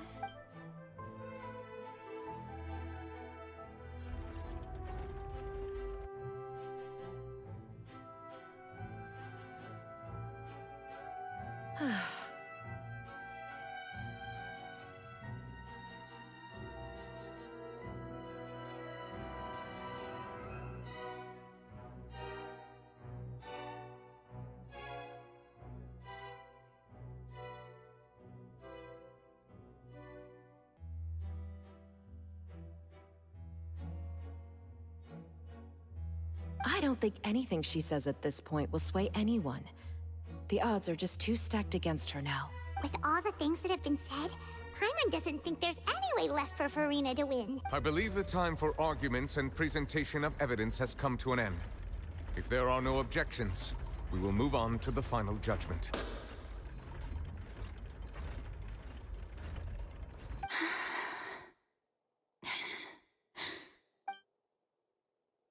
don't think anything she says at this point will sway anyone who's too stacked against her now.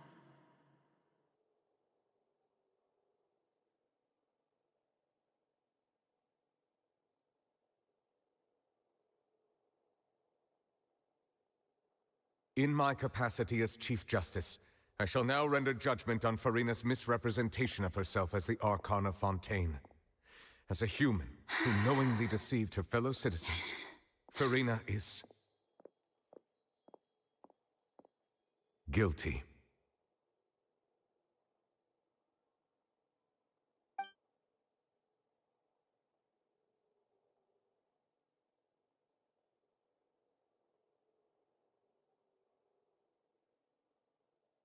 We shall now turn to the Oratrice Mécanique d'Analyse Cardinal to render the final verdict on the charges.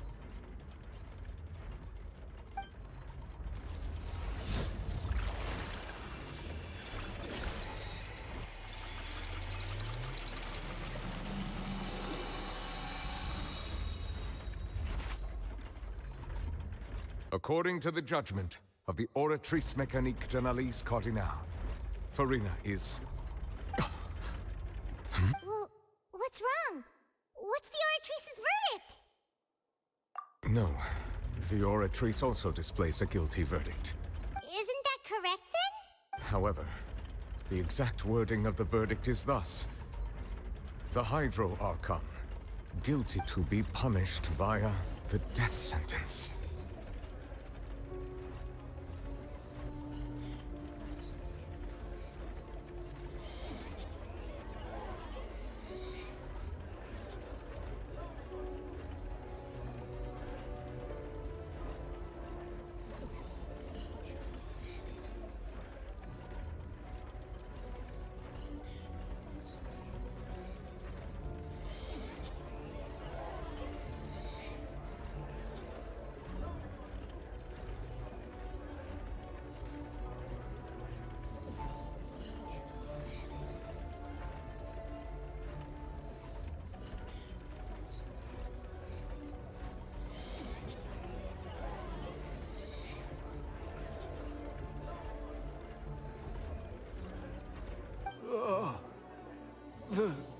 The death sentence? That's actually one of the available sentences? I've always thought that it was just a myth. The one and only time the death sentence has been handed out at the court, and it's been given to the very person we've worshipped as the god of justice? What an unexpected twist. Farina's been sentenced to death by the Oratrice? We just wanted to use the trial to show her the seriousness of things so she'd tell us the truth. How did things escalate this quickly? This outcome is indeed quite strange. According to Fontaine's current definitions of justice, as well as its recommendations for criminal sentence, is this sentence really appropriate for the crimes that have been committed? Yeah! Even Vacher wasn't sentenced to death by the Oratrice. You know, the real evil mastermind behind the serial disappearances case. Indeed. Not only is Farina's sentence overly excessive, the very point of our trial today was also to prove that Farina has never been the Hydro Archon in the first place. But now, the Oratrice seems to have deliberately invoked the title of the Hydro Archon. What does this mean?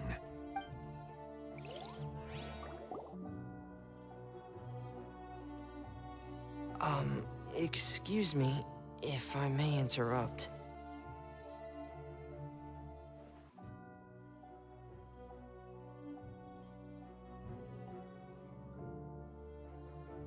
Is the trial still going? Fremine! You finally made it. I assume this means you've completed your mission? Mm-hmm.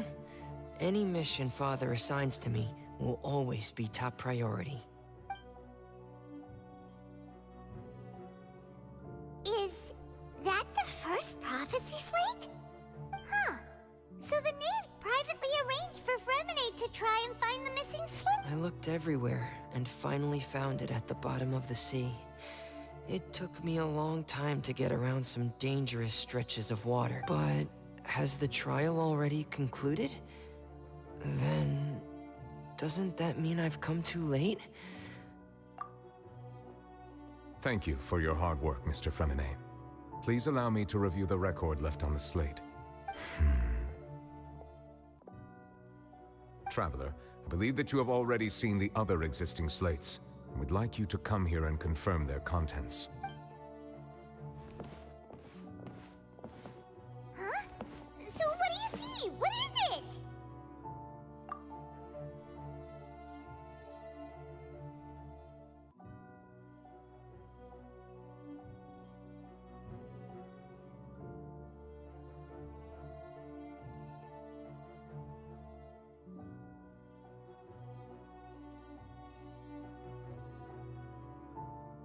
I believe I have now made sense of the Hydro Archon's crime.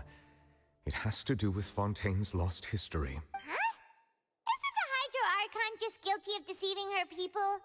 Oh, wait, no, that's Farina, and we've already proven that she's not the Hydro Archon.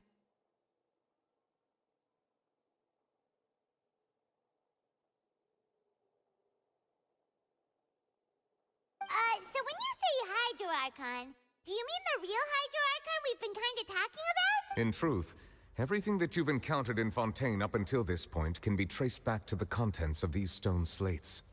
However, I'm uncertain as to how much sense they currently make to you. Okay, let's try to recall the contents of the other 3 stone slates. Paimon will do her best to help you remember.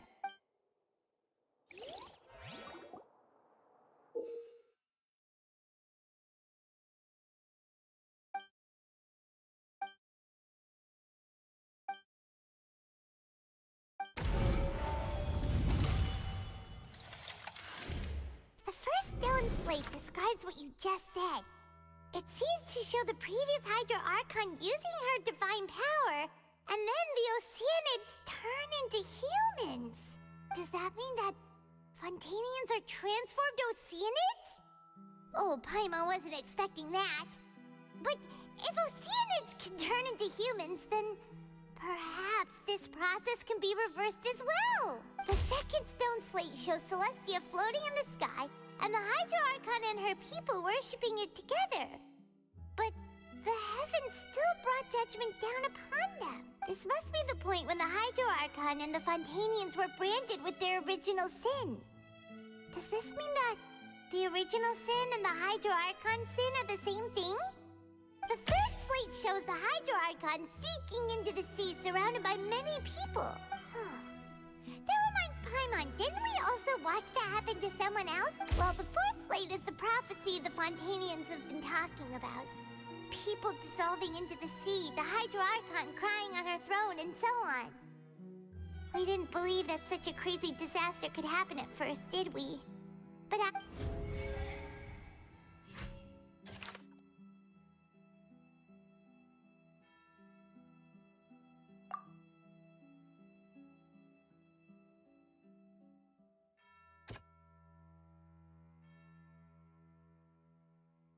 doesn't sound...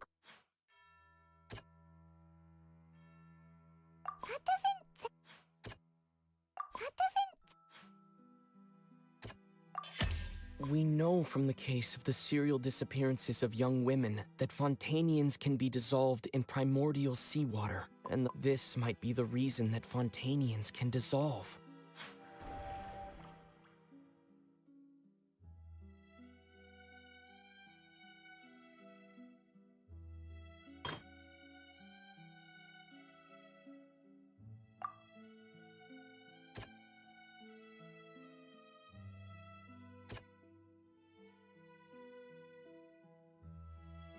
That doesn't sound... That doesn't sound... That doesn't... That doesn't sound... Perhaps what is about to take place has all happened before. The true sin of the Hydro Archon that Nervalette mentioned, and the original sin cast down on the people of Fontaine by Celestia, as recorded on the stone slates.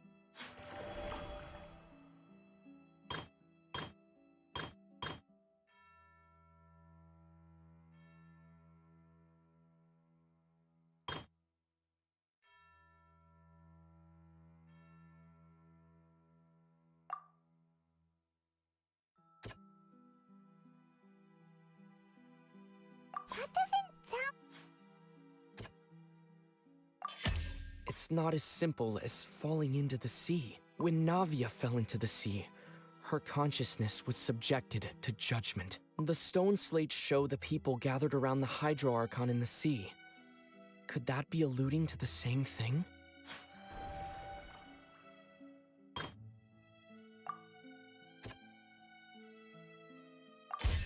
The prophecy from the stone slates found its way into society, but not many people believed it at first. The fortress of Meropide was nearly flooded with primordial seawater, which we know can cause Fontanians to dissolve. It seems increasingly likely that the prophecy may come true. They'll dissolve into the primordial sea but won't cease to exist. Their essence will flow in the seawater, converge, and take the form of an Oceanid. The Hydro Archon was sentenced to death in court, shocking everyone present. Perhaps this means that her sin was actually Fontaine's original sin. Navia fell into the water inside those ruins, and she nearly dissolved. She was surrounded by the people of Poisson in a court within her consciousness, and was forced to take part in a trial meant to make her stay.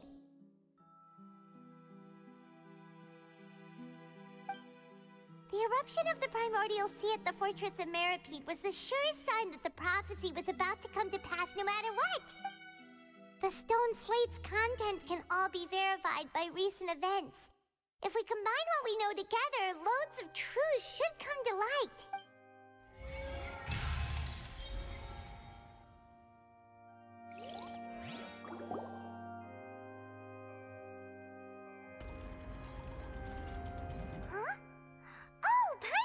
Now, so that's how you can make sense of it. But then it feels like we're going to have to share some truly shocking revelations. Let's hear them. Incredible. We're not real humans. All Fontanians were originally created by the late previous Hydro Archon, with Oceanids as their basis. The evidence for that can be found in how only Fontanians could dissolve in primordial seawater, and how all the girls Vacher dissolved were also turned into Oceanids. Oh, and according to Navia, when she was about to get dissolved, she also saw everyone gathered around for a trial, all of them in the shape of Oceanids. Indeed. Yeah, and it follows from the content of the first slate that she probably angered Celestia by creating humans without prior permission. That could also explain why the Oratrice judged the Hydro Archon to be guilty. It's to account for that ancient sin. The Hydro Archon's true sin was creating us? And yet, after many hundreds of years, the Hydro Archon's creations have turned around to try to judge the Archon within the Opera Epiclese. The twists. Yeah! Isn't the image here just like when Navia fell into the sea? So wouldn't it be trying to show the image of the Hydro Archon also falling into the sea once the prophecy has been fulfilled in the fourth slate? In the end, the people will all be dissolved into the waters, and only the Hydro Archon will remain weeping on her throne. Only then will the sins of the people of Fontaine be washed away. Did Paimon get all that right? You've made some keen deductions. I must say, given how much you still don't know, it is impressive that you've already managed to connect so many pieces of the truth. However, while you were able to decode all the information on the slates, they've also been etched with an additional layer of hidden information using a different power source. When we were at the ruins, I tried to decipher the hidden information recorded in the slates. But since we only had 3 slates at the time, I was unable to come to a full conclusion. Now that the slate collection is complete, I shall make another attempt to decipher the narrative recorded within. If everything goes well, we should finally be informed of the unadulterated truth.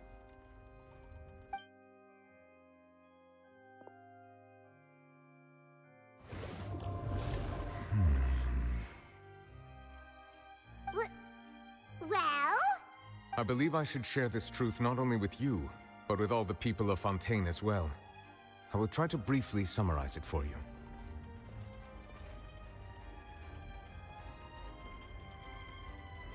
Your hypotheses regarding the origin of Fontanians and the sin of the Hydro Archon were both correct.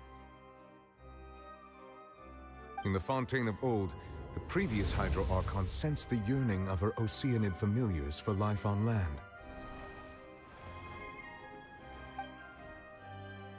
The Oceanids were enamored with the beauty and romanticism of human beings, and wishing to have those experiences for themselves, expressed to the Hydro Archon their desire to become of a similar kind.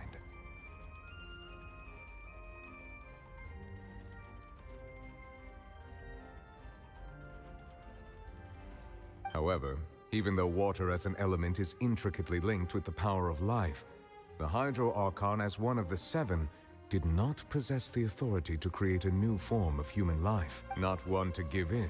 She eventually found a way to create permanent humanoid bodies for her familiars by appropriating the power of this planet's primordial sea. She poured primordial seawater into the Oceanids' blood vessels, creating humanoid mimics in the process.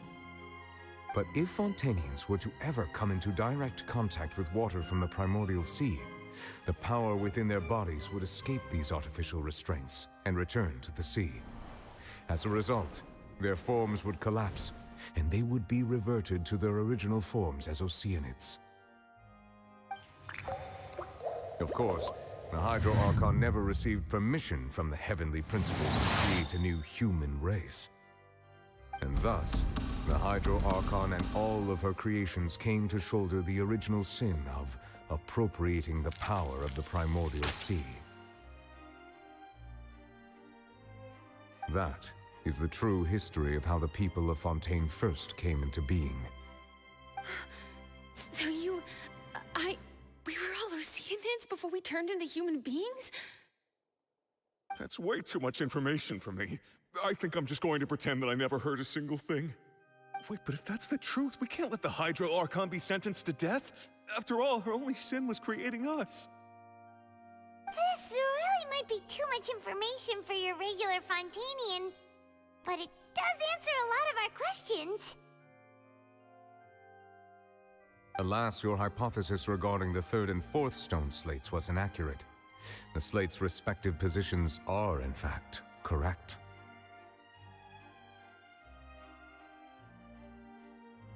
A key point of the visual on the third slate is how all the individuals depicted in the water are humans rather than Oceanids.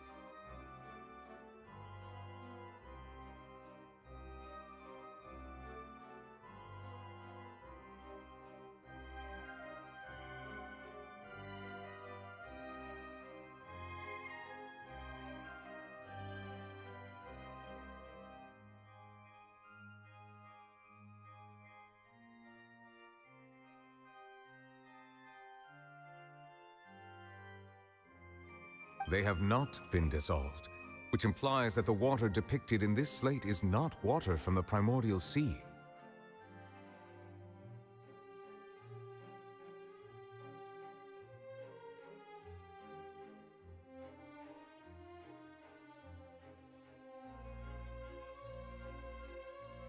The nation of Fontaine is the nation of Hydro, as well as the nation of trials and justice.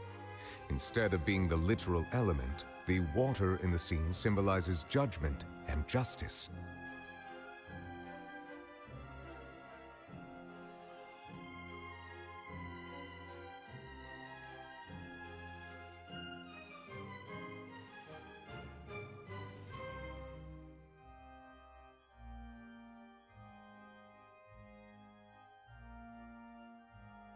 You may also recall Navia's experience.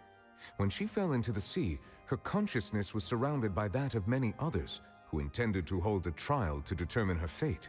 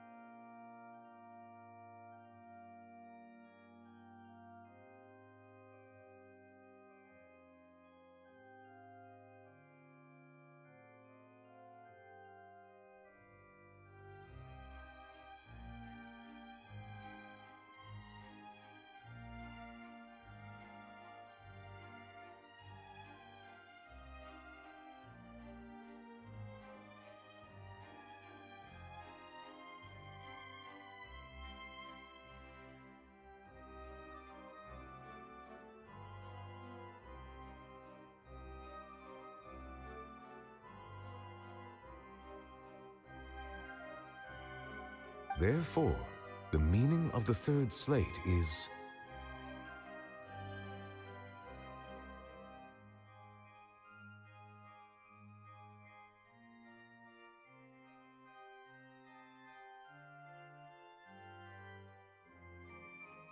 that the people of Fontaine shall try the Hydro Archon at the Court of Justice. Yes, it refers to our present situation. I think I'm following now. So, what you're saying is, even though we decided to put on this trial to avoid fulfilling the prophecy,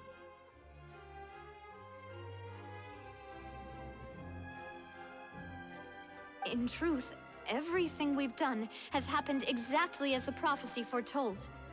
So now, it seems, we're the ones making sure it comes true.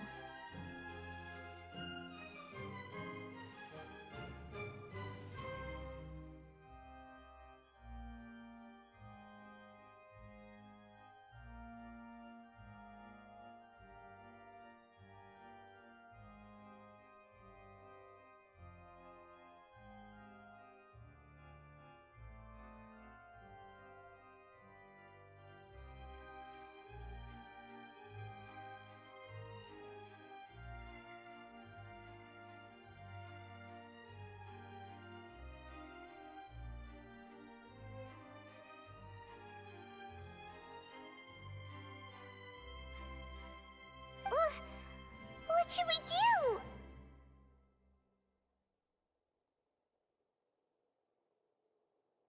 Huh. No matter what, the prophecy will be fulfilled. Is this what it feels like to be a prisoner of fate?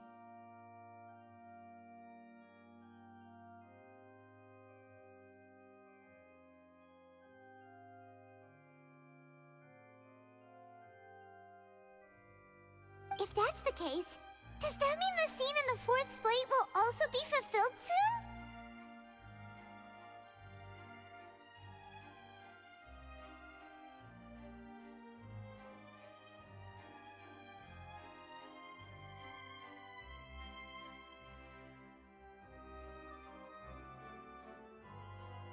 Traveler, I would like to point out another small fallacy in your deductions.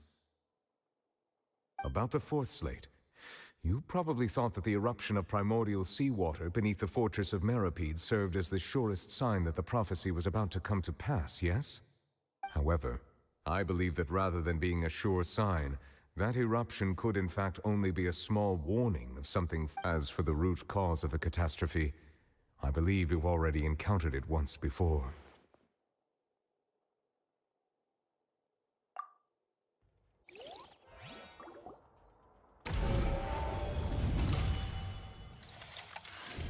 This eruption was just a small warning of the things to come. We must find the root cause of the disaster.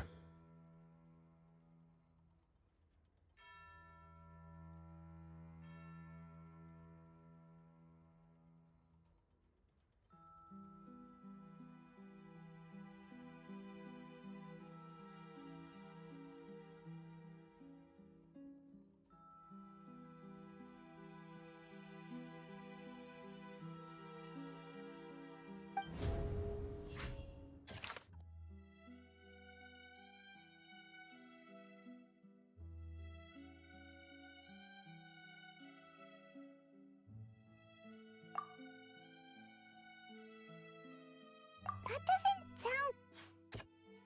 That doesn't... It was both dream.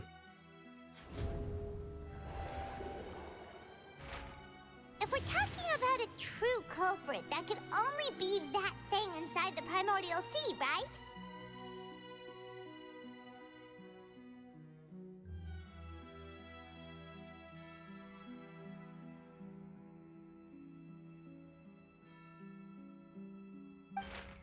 The truth, the original sin, the trial, and the root cause of the disaster.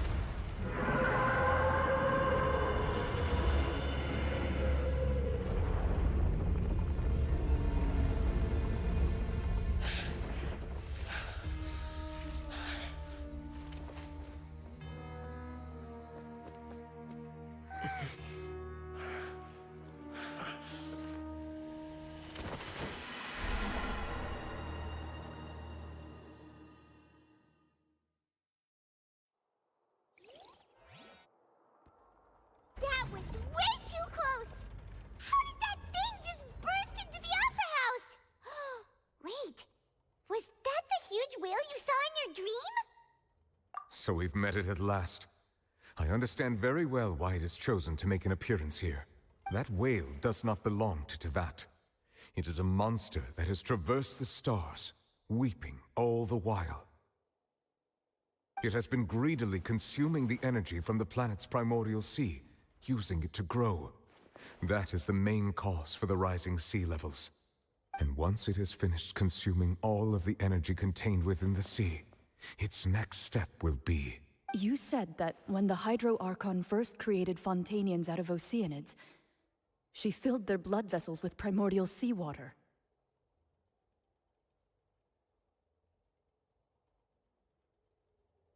Precisely. That whale finds the blood of Fontanians nigh impossible to resist. Therefore, when it left the primordial sea, it decided to make its next stop a packed opera house full of food. Food in the form of Fontanians. We just barely managed to push it back, right? In that case, won't it come back to target the people again once it's managed to recover its strength?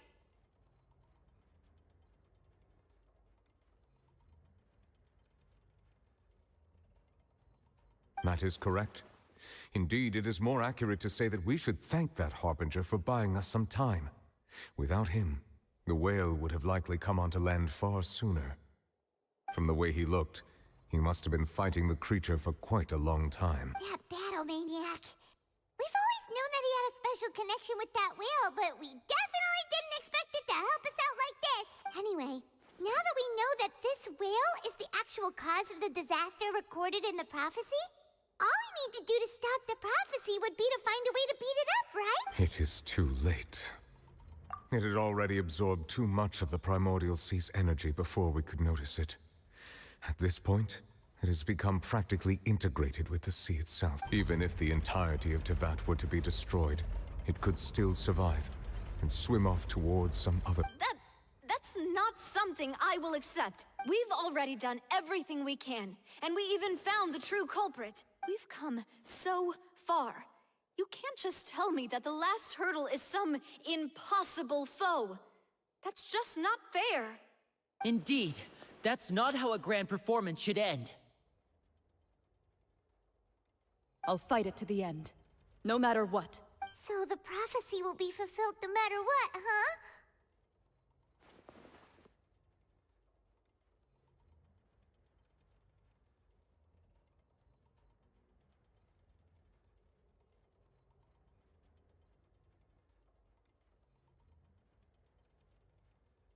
The prophecy. Yes, what has been prophesied will be fulfilled. You may view such things as the history of the future.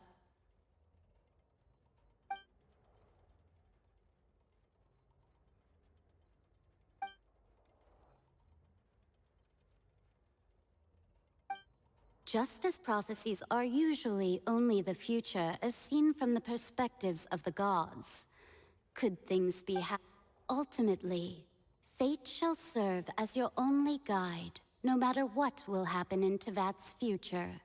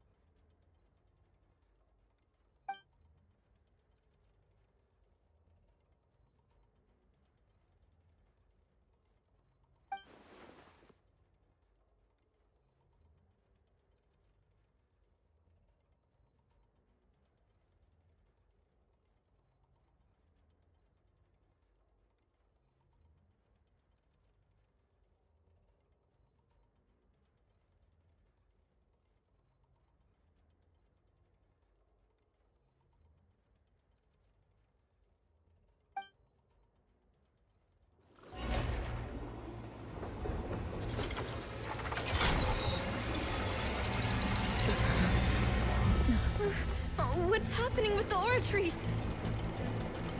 I believe It is preparing to carry out the death sentence.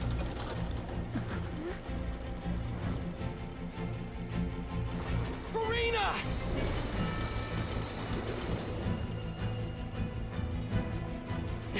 No, I still need answers.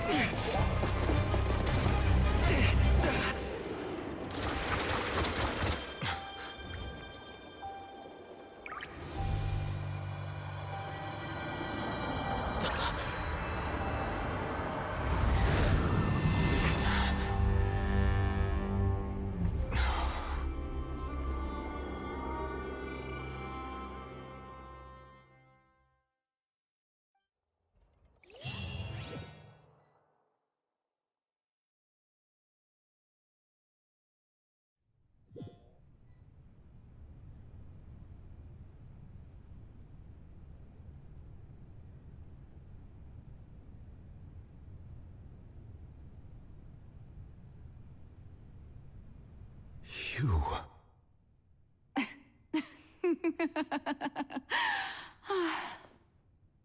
Sorry. That shocked expression on your face is just too amusing. I couldn't help myself. You are not Farina. Who are you? The sweet sound of bewilderment. Marvelous. A sure sign that my attempt to deceive everyone was a resounding success. But to answer your question, I am Focalor. You know, the god. Focalor? Why did you deceive us? Oh, that wasn't my goal, of course. Goodness, no. But I had to fool everyone else too, if I was to stand any chance of deceiving the heavenly principles. Deceiving the heavenly principles?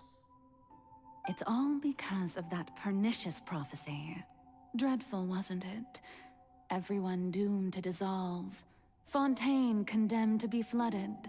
One was not amused. In fact, one was positively bemused when that problem was thrust upon me by my dearest predecessor.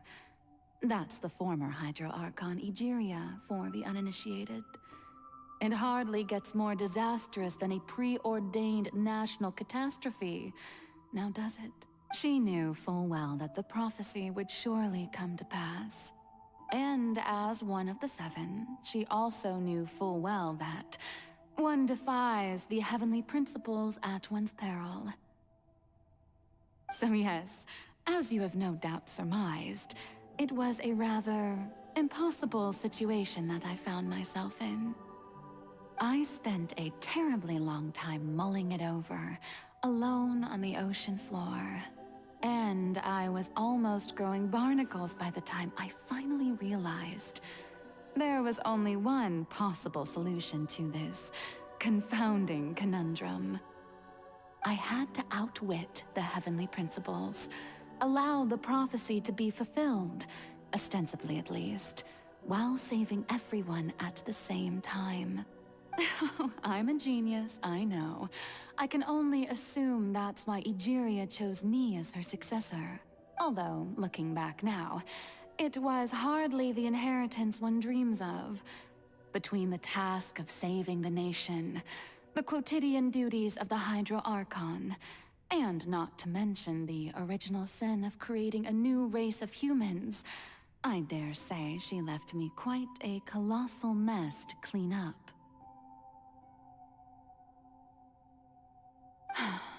But one can only play the hand one is dealt. I did not choose this, any more than I chose to be one of her Oceanid familiars. So you were also once one of the Oceanids, transformed into a human by Egeria's hand. Yes, I was. I always dreamed of becoming human. And I still do, even now. In my eyes, to be human is to be part of the greatest opera ever known.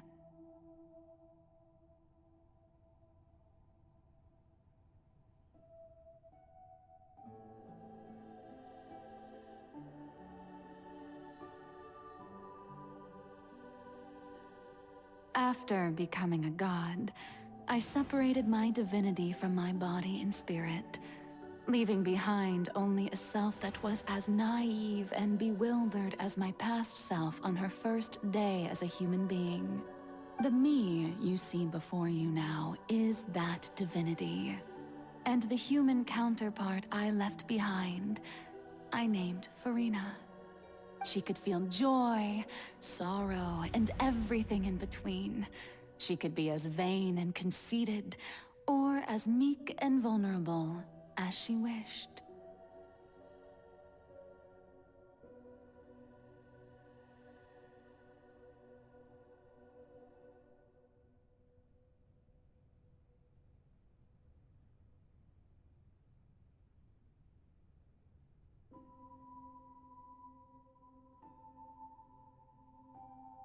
Her strengths were of a kind only a human could possess, as were her shortcomings.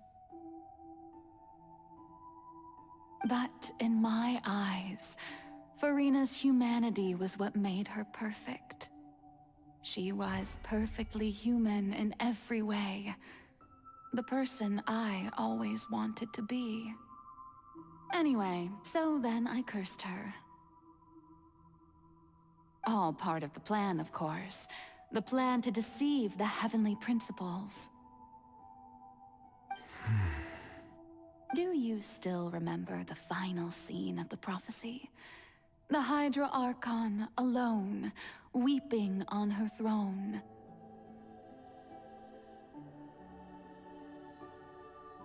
In order that the prophecy might appear fulfilled, I invited Farina to be an actress, to play the part of the Hydro Archon in the prophecy.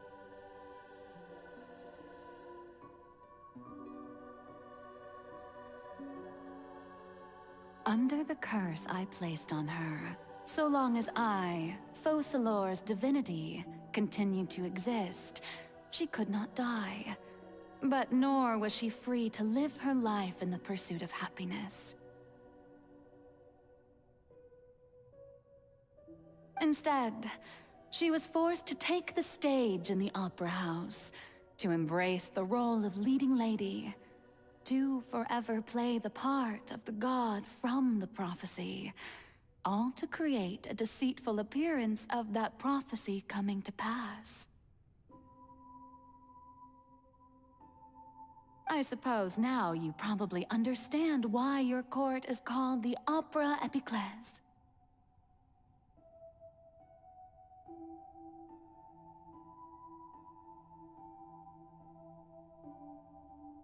But Farina is only human, isn't she? Even though she has had a long life, her mind is no stronger than that of any other ordinary human being.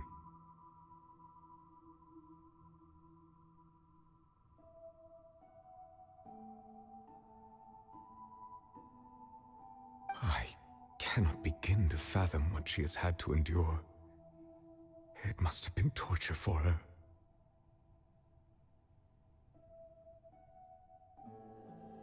It has indeed. And although she is, in a sense, me in human form, I most definitely owe her an apology for it.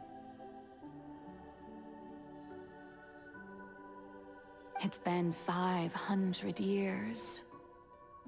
And all along, she's been playing her part in the most unimaginably long, unbearably lonely, and agonizingly painful opera of all time.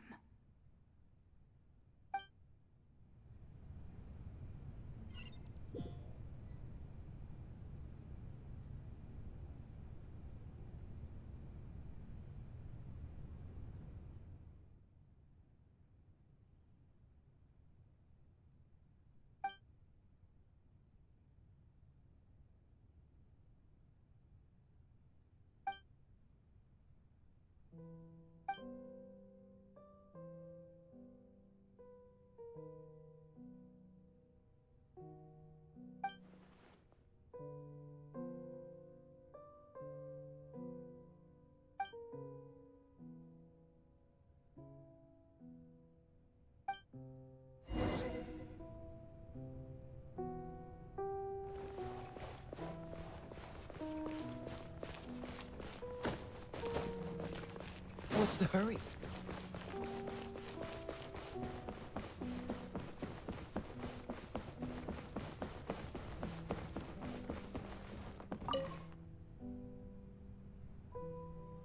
Oh? Who permitted you to come onto the stage? Now, I understand your admiration for my august self, but I must ask you to keep to the rules. All right. It is not my intent to reprimand you. There is no need to state your name. Just be off with you. Do not distract me from my performance. Oh, do not jest. Can you not feel it? I am Focalor. The eyes of countless Fontanians are upon me. I must, at all times, display the utmost elegance and nobility.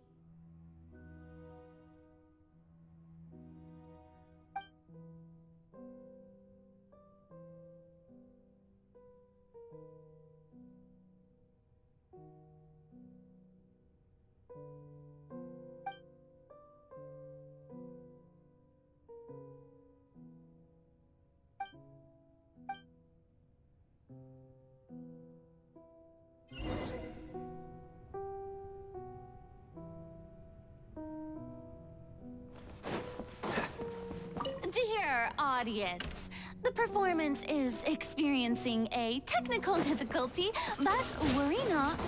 The guards shall resolve it soon enough. Cool it! Laid bare! One with the force!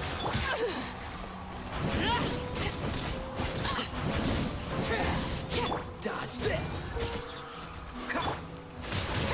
Everlasting as the moon! Overruled!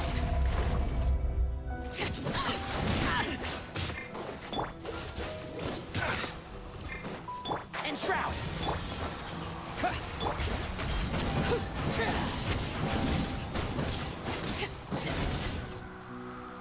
Freeze! This moment will be frozen. Laid bare. Let's nip that in the bud. This is where you fall.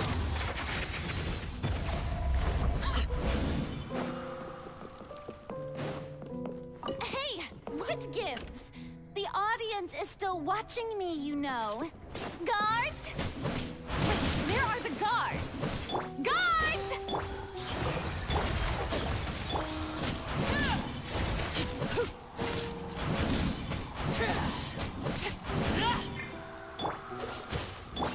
Water jet! Overruled! Freeze! Everlasting as the moon! I'll uproot you!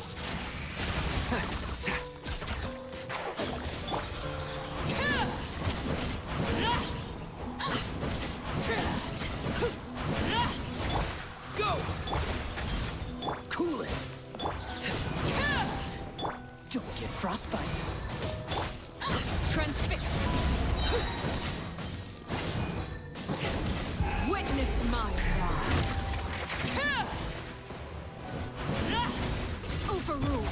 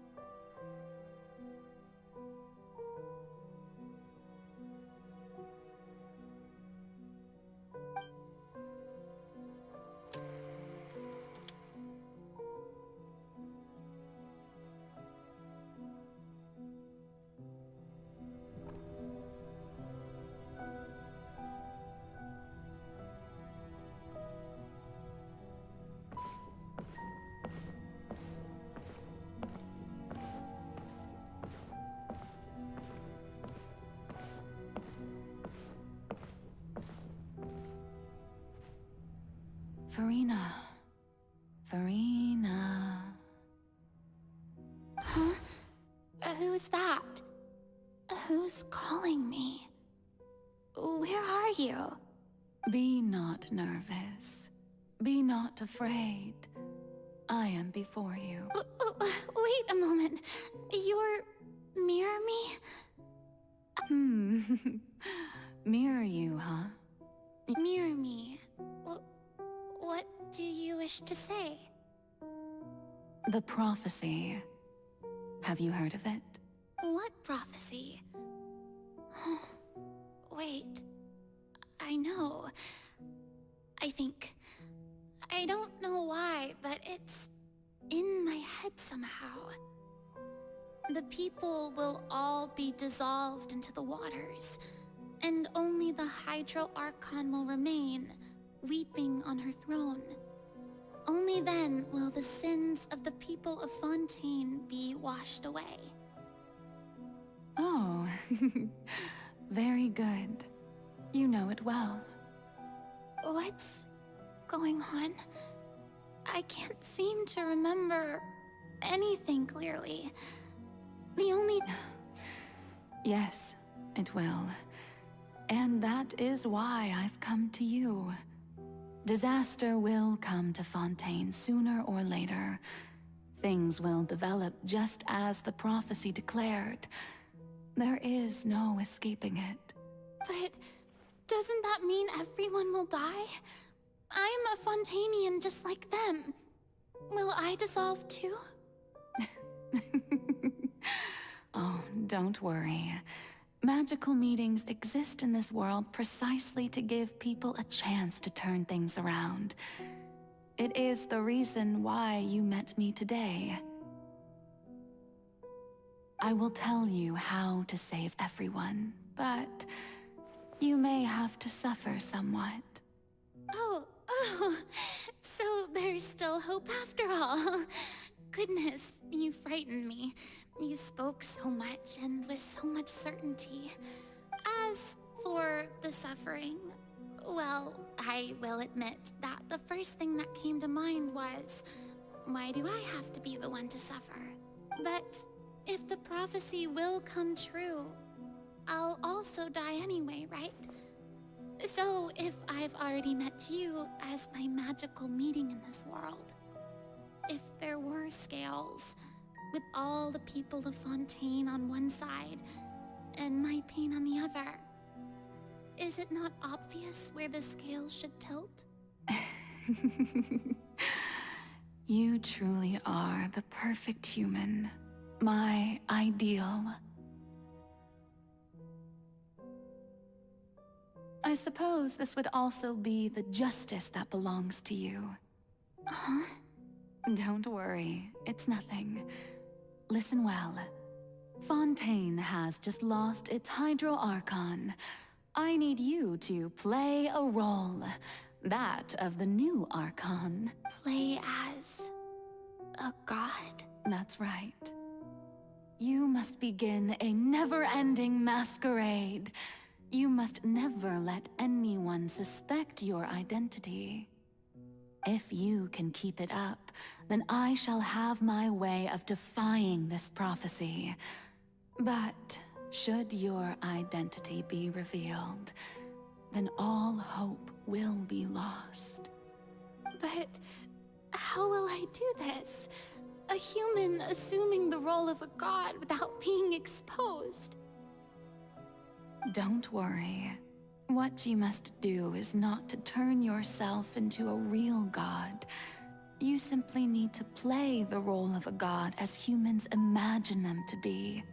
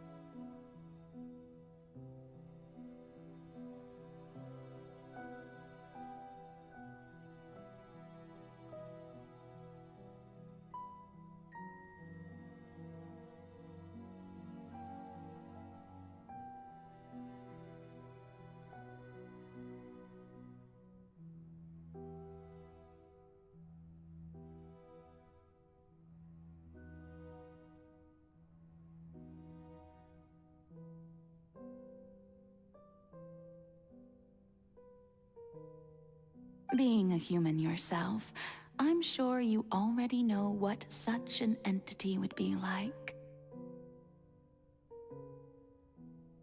Remember, your true challenge will not be pursuing divinity, but contending against humanity. I'm still not sure I understand, but I'll try. I'll try to do this.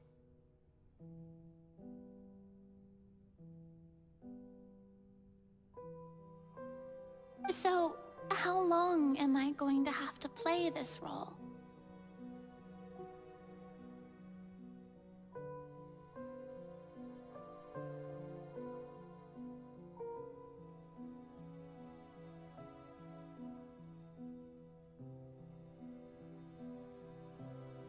To accomplish this mission, you will have to stay on the stage for many, many years.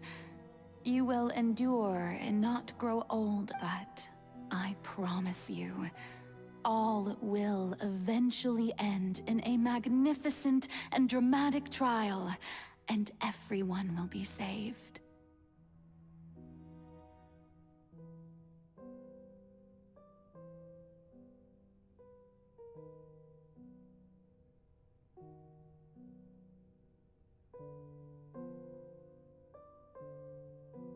A trial, huh?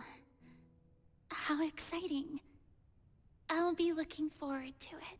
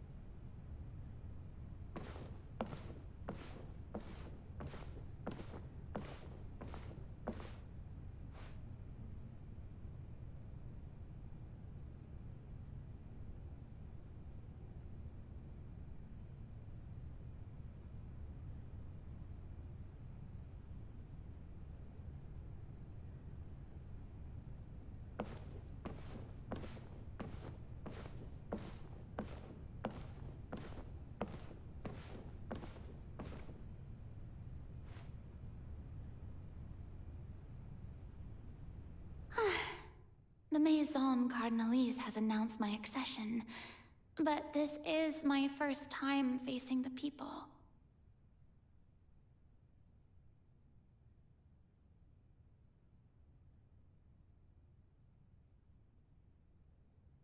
What should I say to most appear like a god? To be honest, I still don't know. Perhaps I should first try to act natural.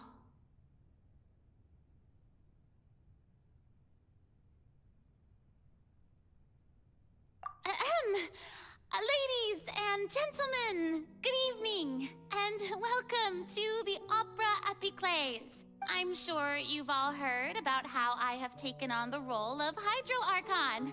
Indeed, I am Verena de Fontaine, your new Archon.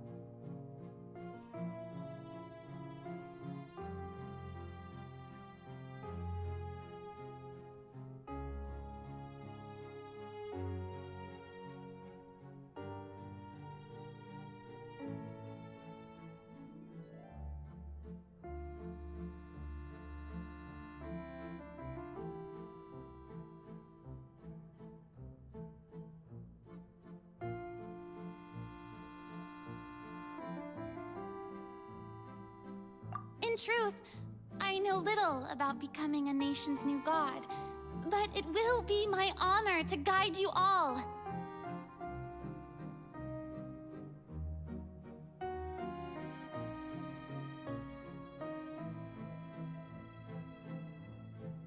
As the god Focalor, the god of justice, I shall do all within my power to lead you into an age of fairness and justice.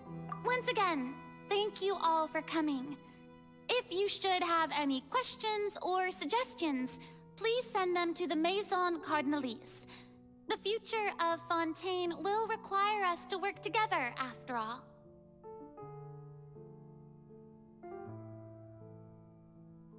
This should do it. I thought I might stammer, but thankfully, I was able to convey my thoughts just fine. Okay, and next.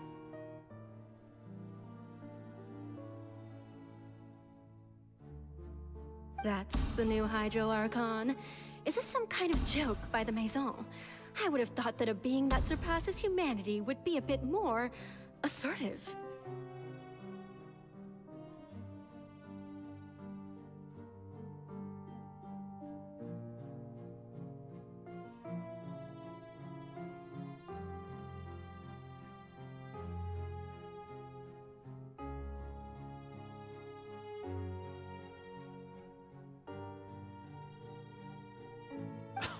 Hey, did you hear that? She even told us to send her suggestions there at the end. Shouldn't gods be all-powerful? She's being so modest. What's the difference between her and an ordinary person, then? If you ask me, perhaps the succession didn't actually happen. She might just be a Maison-backed puppet. Wait, what's going on? Why is everyone suspecting me of being a fake? Oh, this is bad.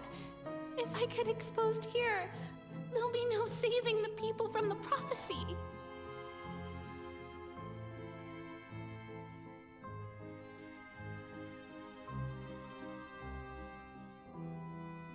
Right. Mirmi said that I just need to play the role of a god as humans imagine them to be. Calm down, Farina. Think. What do the people want? How would they imagine a god to speak and act? Assertive, with a strong sense of presence. One who can dispel all doubt. That is the character I'm fated to play.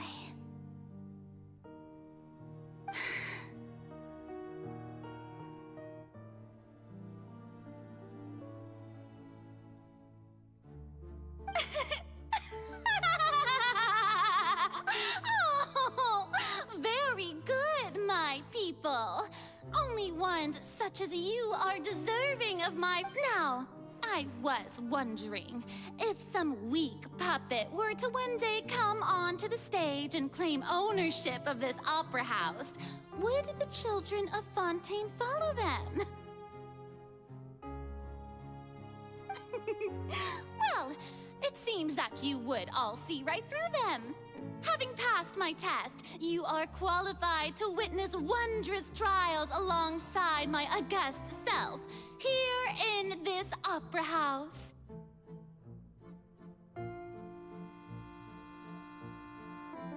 You may consider my previous act a door gift of sorts.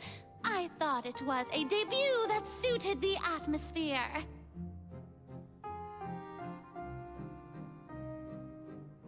Now then, let us be reintroduced.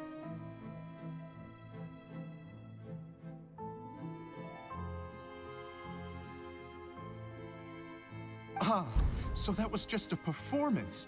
How could I have forgotten that we were inside an opera house?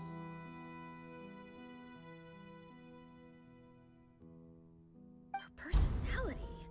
It's quite shocking, to be honest, but I suppose it's a better look than before.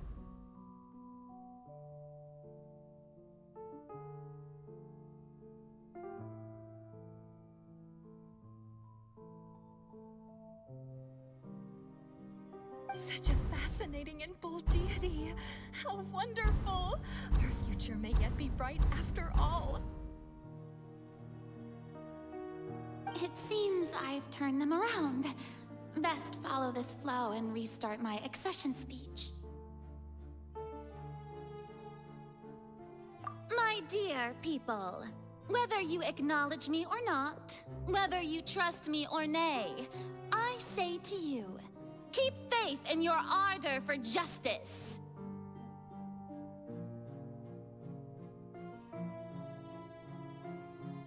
We have heard it said that this nation's sins can no longer be washed away.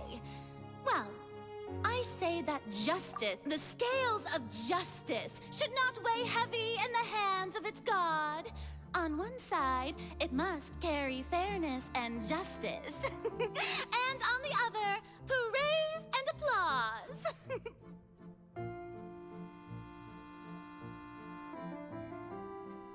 May law be the prayer on our lips. May judgment be our worship. Let us light the fires and drink to the future of Fontaine!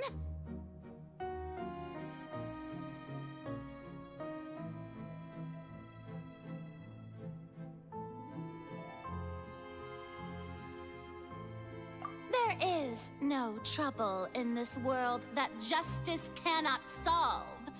All that is needed is for you, my people, to believe in it, heart and soul.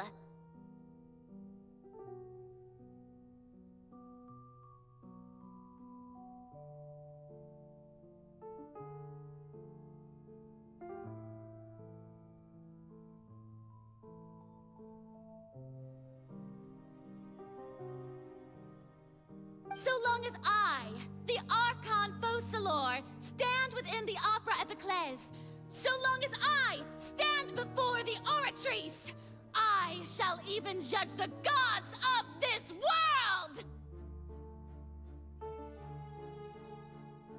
Yes!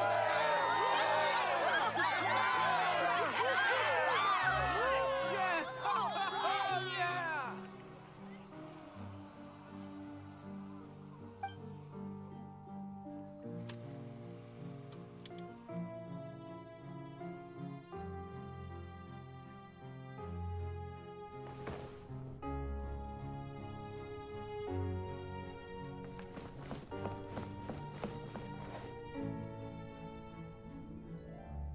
Lady Farina, here are today's case reports, as well as a summary of the follow-up for your perusal.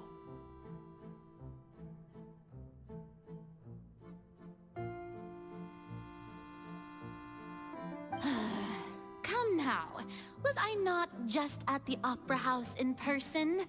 Leave these kinds of things to Neuvillette.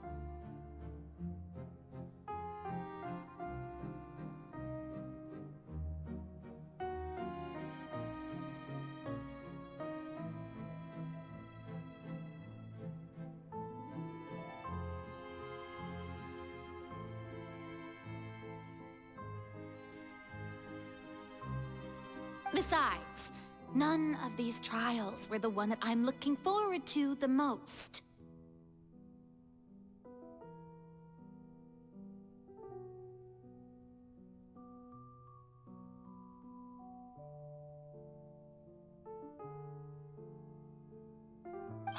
If I may be so impertinent, what kind of trial are you truly looking forward to?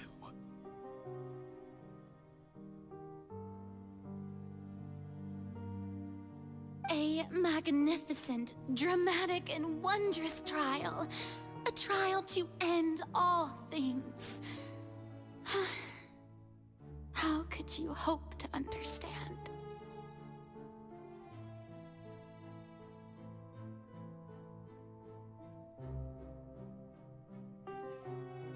That's true, I fear I lack the ability to grasp your divine thought, Lady Archon.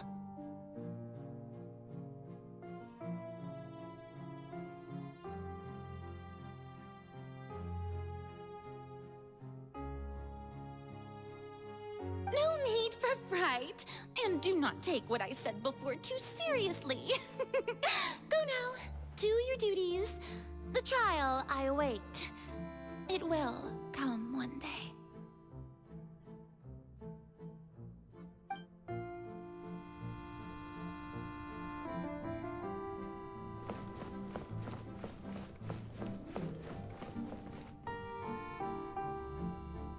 Lady Farina, I don't know what to say. Thank you for agreeing to see me.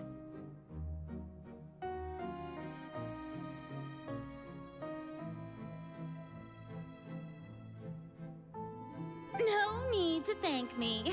Or rather, thank your own sense of perseverance instead. Long have you stood in line to meet me, have you not?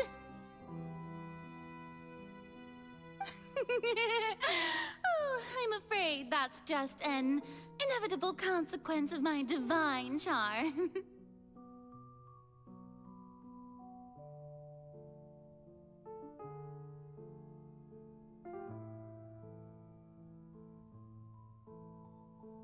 All right.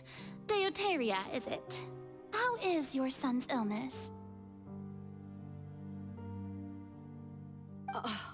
You remembered me, and you knew of my family, too.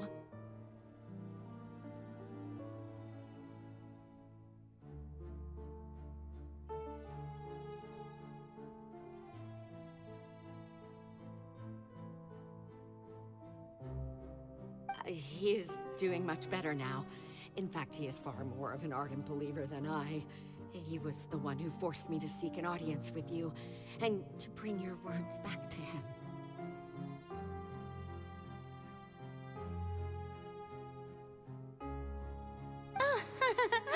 Oh, good. Very good. If this should happen again in the future, please do not hesitate to come and tell me. Going down to citizens' homes every so often, while not usual practice, should serve as a fine change of pace.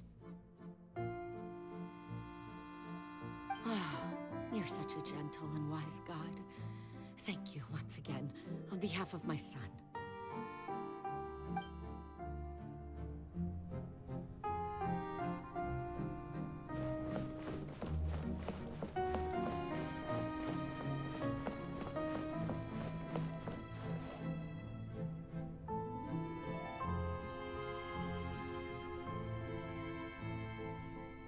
Lady Farina, here are the latest hydrological reports.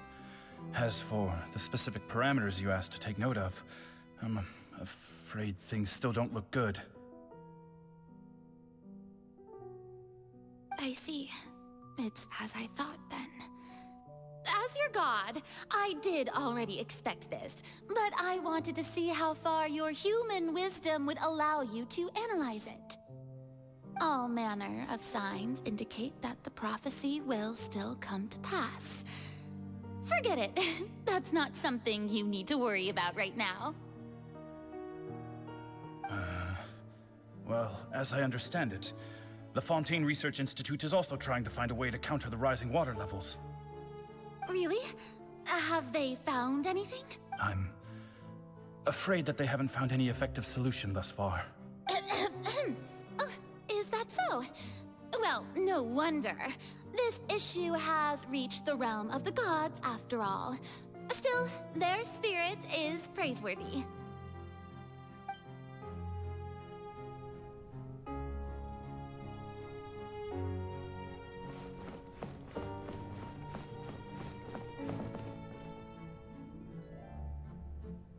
The day is finally over. I haven't had a moment to breathe this whole time.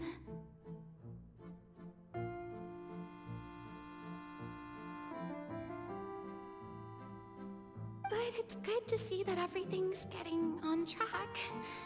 There are no longer any voices of suspicion.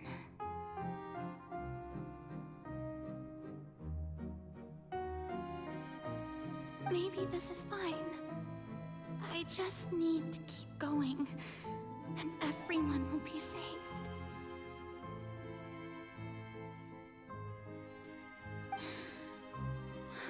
All right, Farina, don't think too hard about this. You need rest.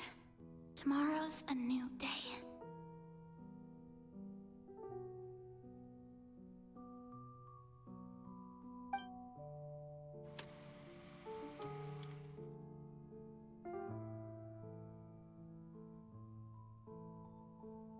Lady Farina, here are the new trial reports for the latest cases, as well as a summary of the follow-up.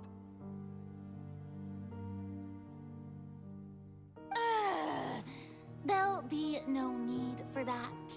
I've seen them already. There's no need to go back over scenes I've witnessed in person before.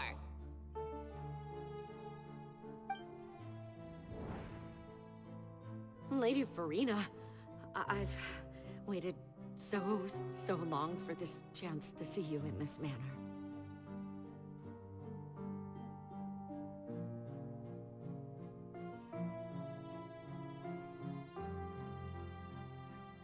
Indeed, my dear, loyal citizen. This joyous moment is an honor for us both.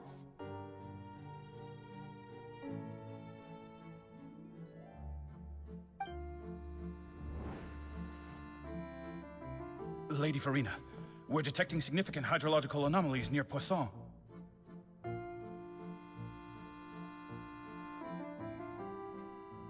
Understood. Keep monitoring. Keep me informed should anything come up at the Institute.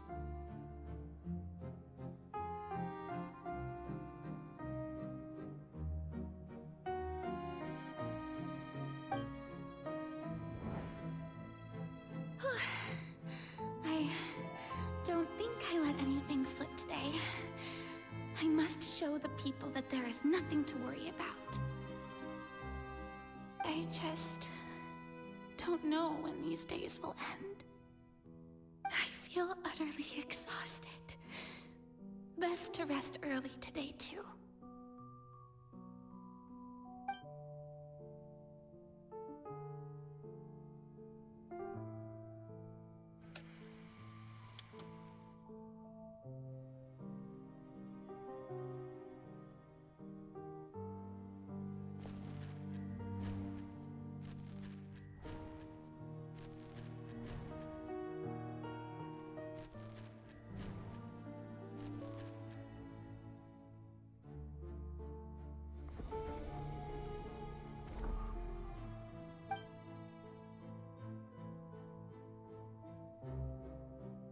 Lady Farina, it's like a dream being able to speak with you up close like this. I've heard that the first member of our family who was honored to receive an audience with you was Madame Dioteria, almost 20 generations ago.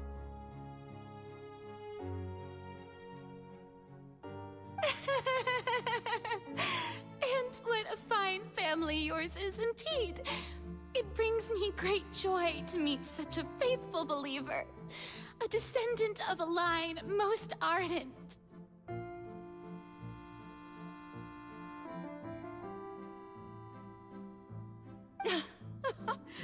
Surely you exaggerate, Lady Farina. My lady?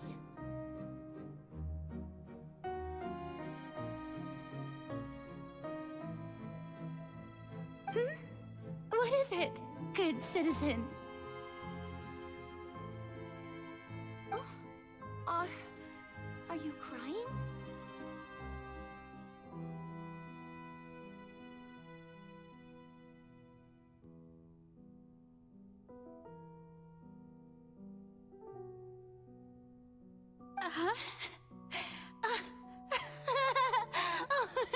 Really now? I didn't even notice. This must be the overflow of hydro from my person. Well, can't quite help being the god whose dominion is the waters, can I? No wonder. No wonder. A manifestation of your power, then. Oh, Archon, I am honored to have witnessed it. Honored indeed. So interminable.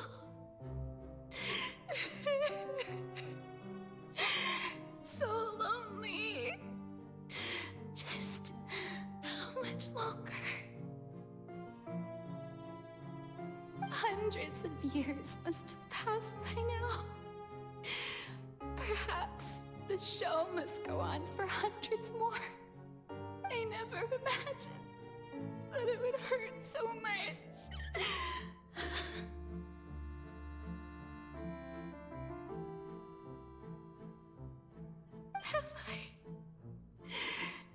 reached my limit. No. Perhaps I reached it long ago. Today I didn't even notice my own tears. I want to tell someone, anyone, about this. But would that not destroy all I've done so far?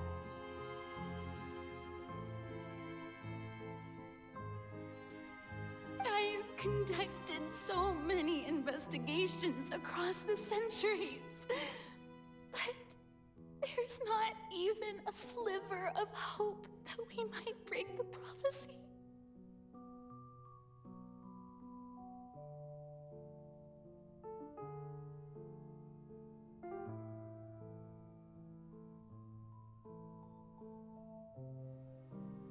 All I can do is keep heart. I must maintain this act.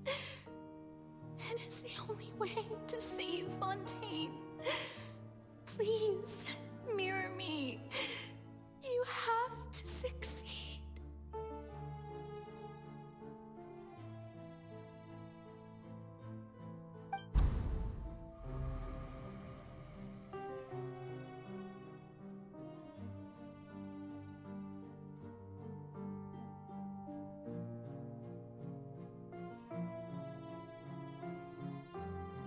Farina, you don't have to shoulder this burden alone.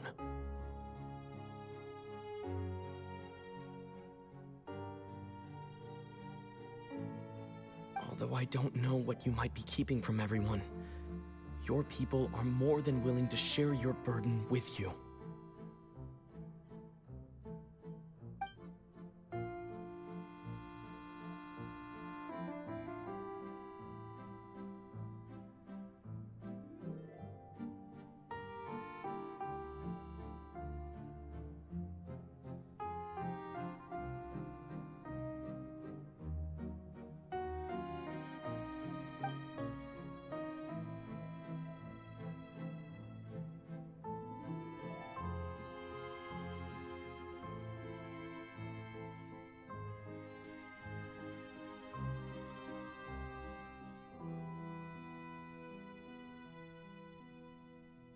Share my burden.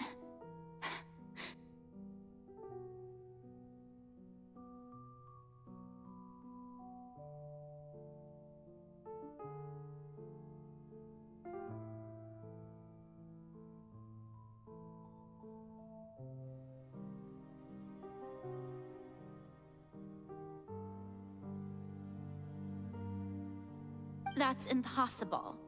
It was fated right from the start that this would be my duty alone.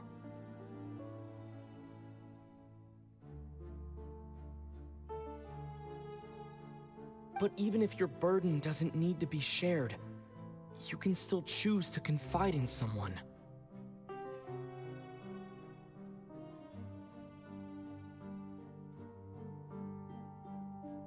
Just share it with me. I'm what you'd call a witness. A witness? Yes. I've heard that you came to Tevat from beyond the stars, yes. In other words, you never belonged here.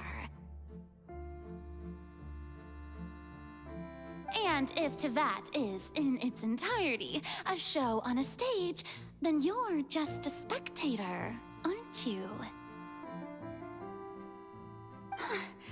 If that's the case... He's right. I could confide in him, couldn't I? But if things don't play out as expected, the people of Fontaine will be the ones to pay the price. No, Farina. You shouldn't be selfish.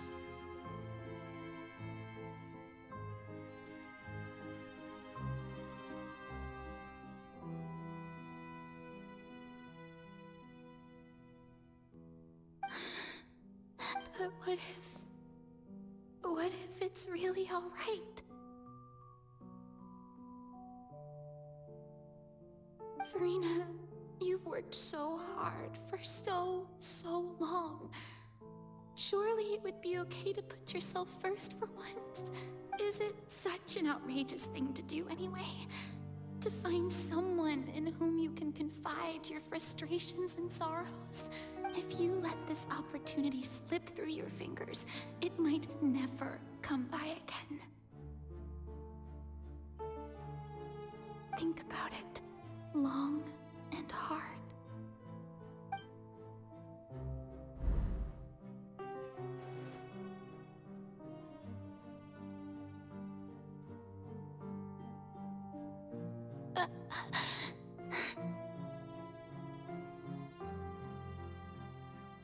No, I have nothing to say.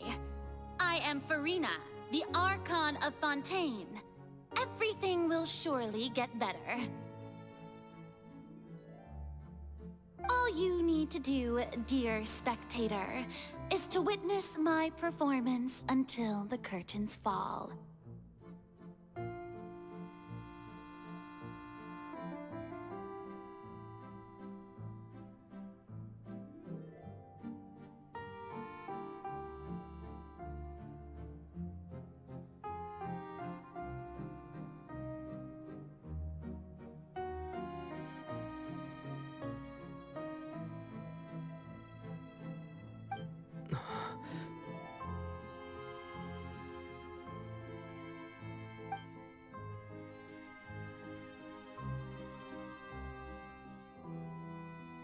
Fine.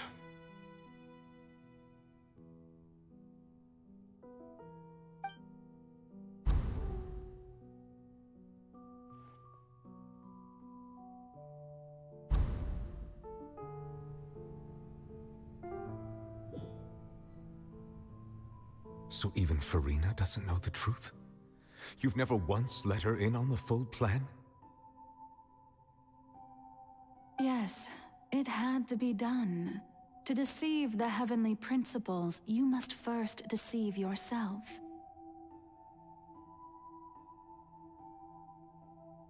She did very well.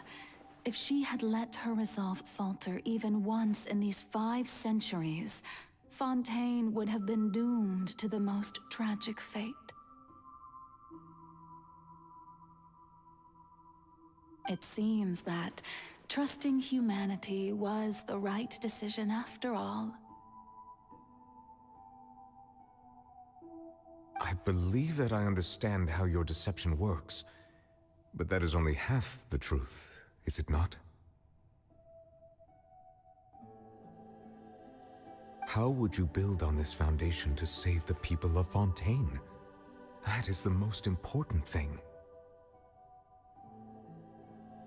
Ah, good, good. Of course, the Iudex of Fontaine has pinpointed the crux of the issue. I'm sure you've long sensed that the Oratrice is no simple machine, yes? I've always suspected that it had its own consciousness. And Lenny did mention that he heard a human voice within the core chamber. It now seems that that person was you, hidden within the machine all along. Am I right? And then I became one with the Oratrice, taking Fontaine's gnosis with me. Yes, it would seem so, wouldn't it? Alas, your understanding of this device still lacks sufficient depth. In truth, it is no enactor of justice. It is, in fact, a device created to kill the god of justice. I beg your pardon? Oh, you have it. And to be more precise, not only will the Oratrice take down the god of justice, it will also take down the divine throne upon which she has been placed.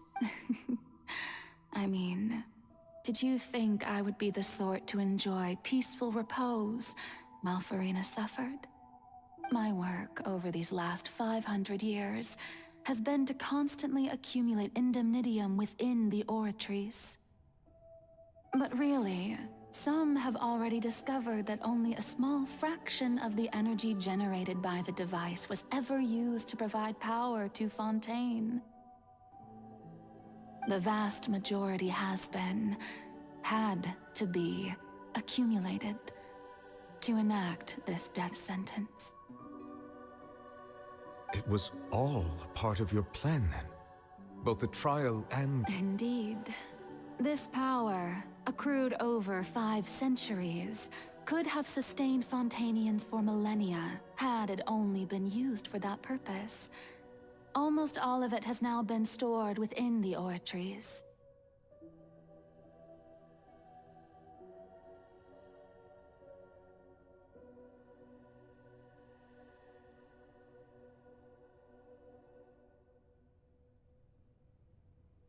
But only power of this magnitude could hope to destroy the Hydro Archon's divine throne, shaking the rules established by Celestia, and breaking through the institution that is the Seven. So the Oratrice's call for death was for neither Farina nor Focalor, but for the Hydro Archon.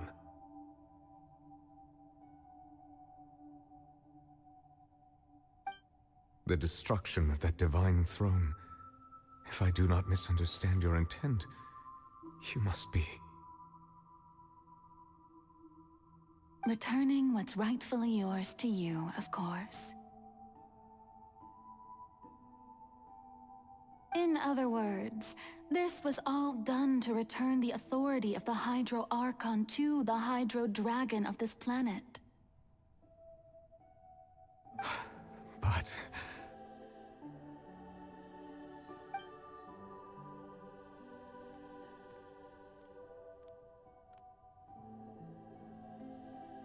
Oh, what? Getting sad again, are we?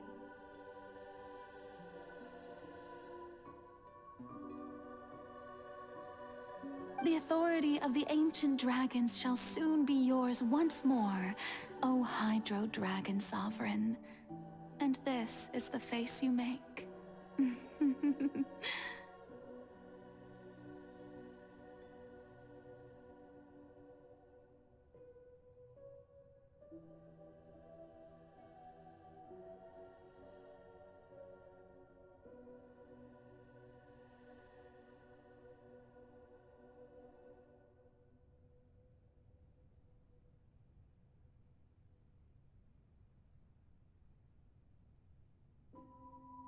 All you've done throughout the years is just so you can sacrifice yourself at the very end. I've never quite seen it that way, you know. Even now, I'm quite pleased at how well my deception worked.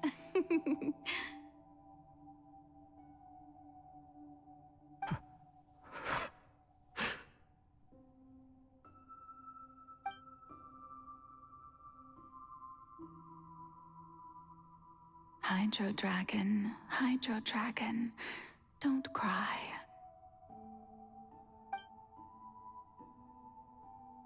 I must say, had it been within my rights, I would have loved to judge the heavenly principles themselves.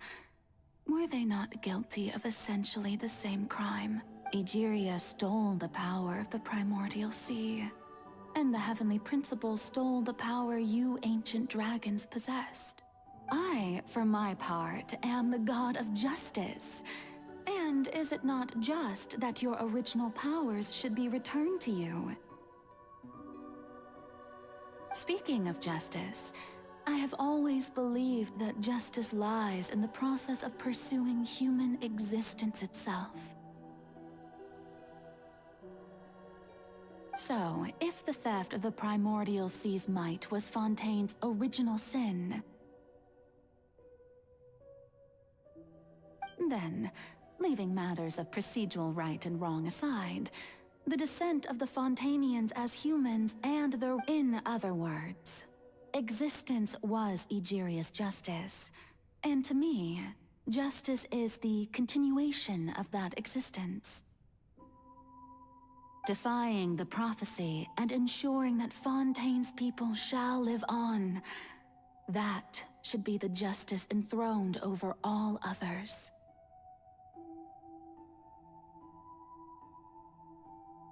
At this point, we, whether it be myself or all other Fontanians, have shouldered the burden of this sin for far too long. Iudex Neuvillette, the highest judge in our land, when you regain your full power as an elemental sovereign, what verdict shall you pass upon us? So when I was invited to the court of Fontaine to serve as Iudex, I see now that that was your idea too. At last, I now understand the true purpose behind this position. In the beginning, I was uninterested in human existence. But these 5 centuries of living alongside them have gradually brought about mutual understanding between us. And I have even attempted to feel as they feel. You are a devious one, Focalors. Things being as they are, surely you know that I could never declare them to be guilty.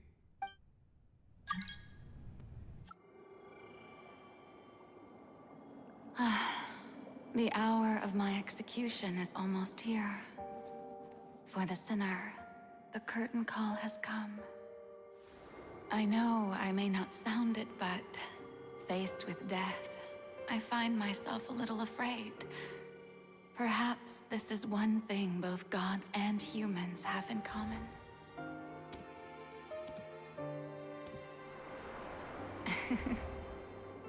Farewell, Neuvillette. I hope you've enjoyed the part you played these 500 years.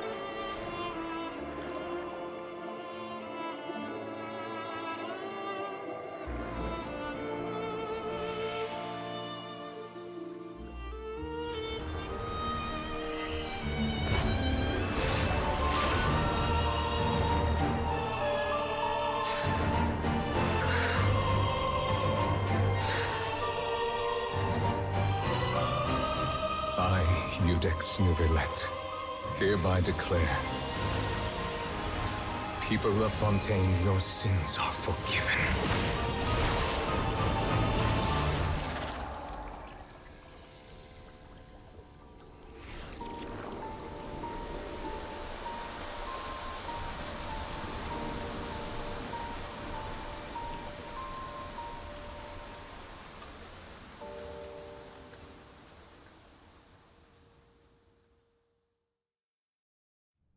Something.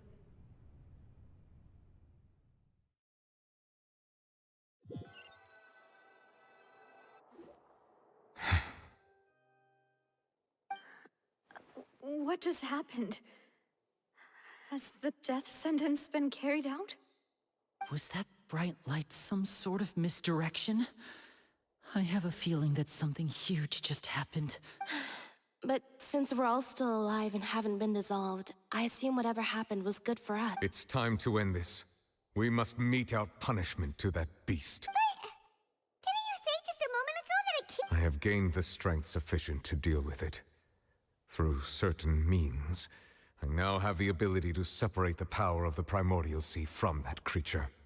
We should seize the opportunity to pursue our traveler.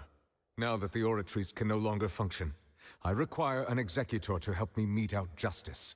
The root of the calamities befalling Fontaine. The beast that enacts the prophecy. Its name is the all-devouring Narwhal. Come with me, traveler. The hour of execution has come.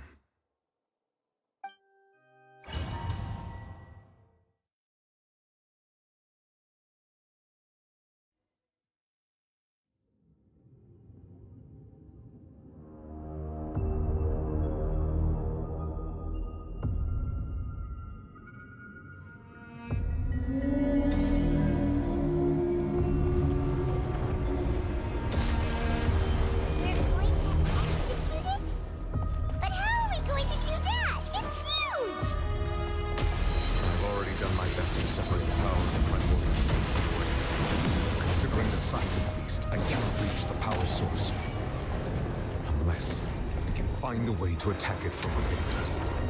I shall share a part of the ancient dragon. I shall look for it.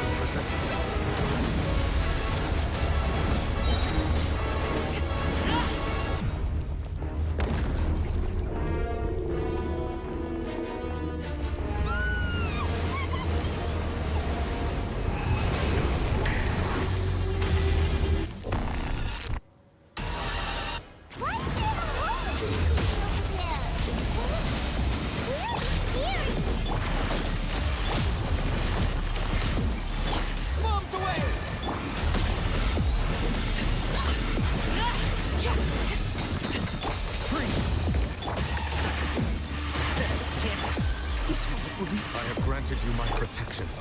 Do not fear. Seize the moment and use my power to suppress its root from within. Manifest the authority of the ancient dragons.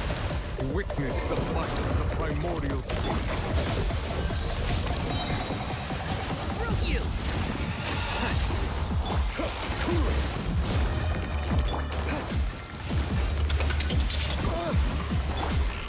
Dodge this!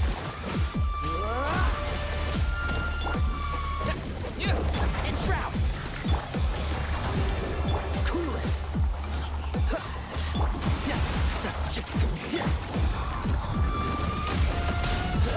Freeze!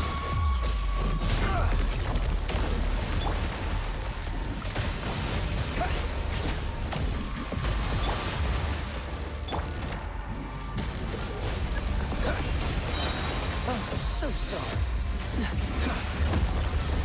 Dodge this!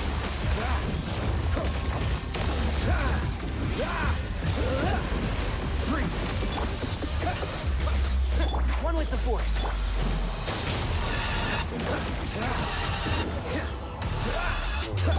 Wipe out! Water jet! I hear everything. Flowers have... Yeah.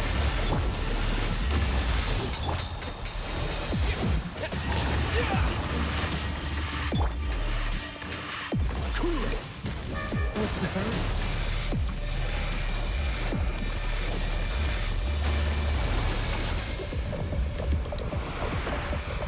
Freeze!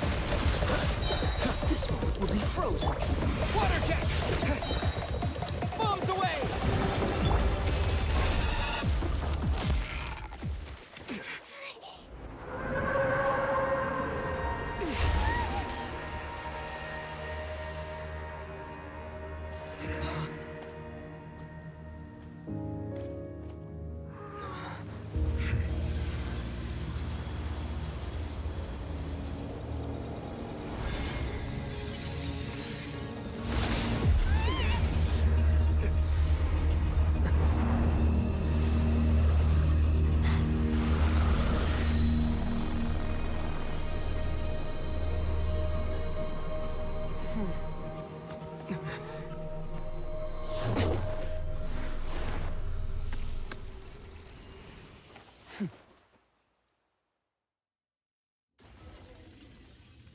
Thanks for helping with the cleanup. It should have been my job, but... oh well. It was just supposed to be a short private training session for me. I didn't think that my disciple and my master's pet would start brawling in the meantime. Well, actually, I had a feeling that it would happen at some point, but they bumped into one another earlier than I thought. What a blunder. I suppose I'll have to swing my sword 3 million times as penance. That power. Who are you exactly? Paimon has an idea. From what she said earlier, she must be Child's master. Skirk, right? It's just that he gave us the impression that she was the less talkative person. I simply did not have anything to say to the weak. But you, on the other hand, managed to defeat the all-devouring narwhal without using power from beyond this world. So you may speak to me as equals. I have to agree. It's a strange use of a planet's primordial waters just to raise an all-devouring narwhal. That kind of power is wasted on it. It's not cooperative. It eats too much. And I have more important things to do with my time than pet sitting. The only thing that creature has going for it is its looks. All in all, it fails as a pet. Miss Skirk? I think you might have missed the point. The point being? Well, being that this pet almost destroyed an entire nation. So what sort of person is your master? Well, Child's master's master. Wait, is that right? Oh, right. So you don't know him. Sorry, I assumed you did. His name is Sertologi. Huh? I am unfamiliar with that name. Huh. So Master isn't sufficiently famous.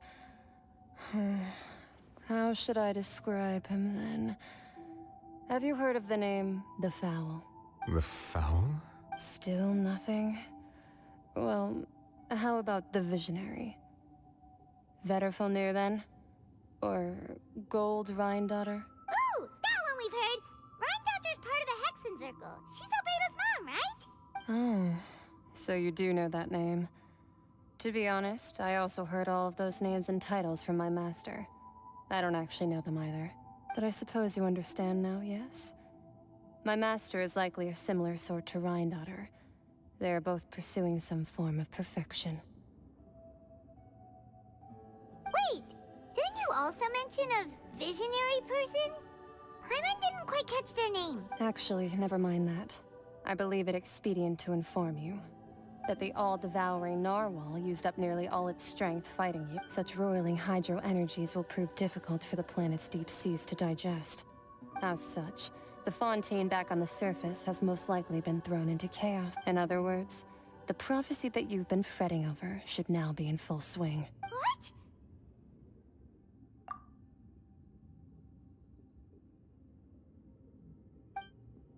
Not to worry. Focalor has already managed to deceive the Heavenly Principle. In the end, the people will all be dissolved into the waters, and only Furina will remain, weeping on her throne.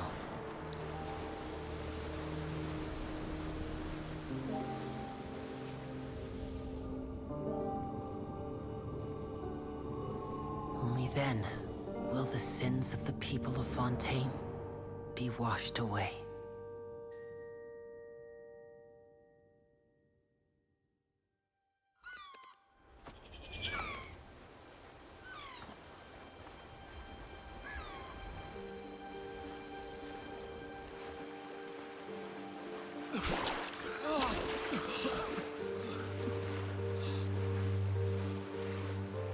Hey! Help! Over here!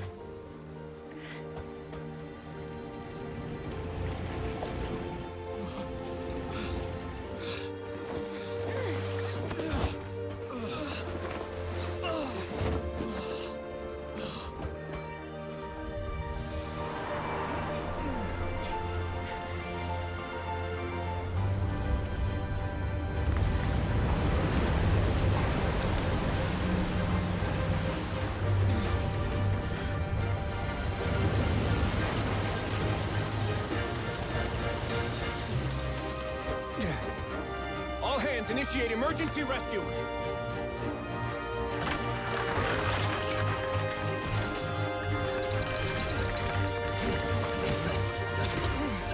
Hurry!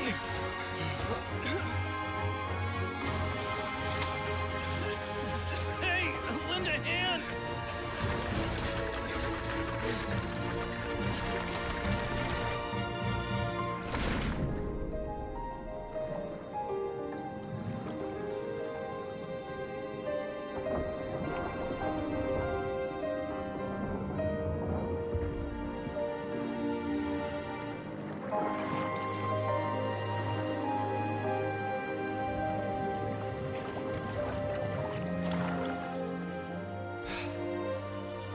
Look! The water's receding! It's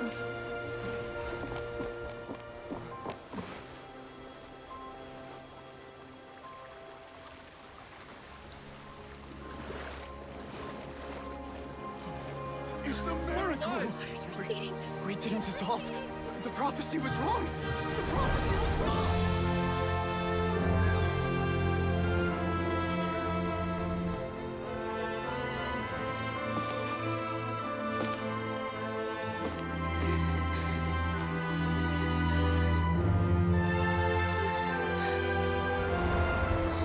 Are you alright? We're saved. The prophecy was wrong.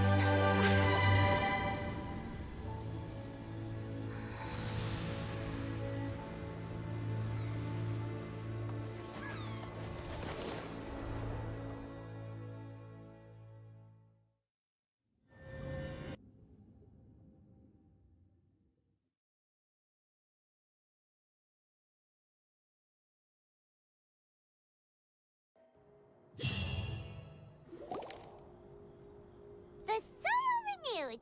The Spina di Rosula talks post-disaster rebuilding. I recently visited Poisson to meet with Miss Navia, spokesperson of the Spina di Rosula, and we spoke about Poisson's present and future. Old soil can still give birth to new bloom, Miss Navia stated.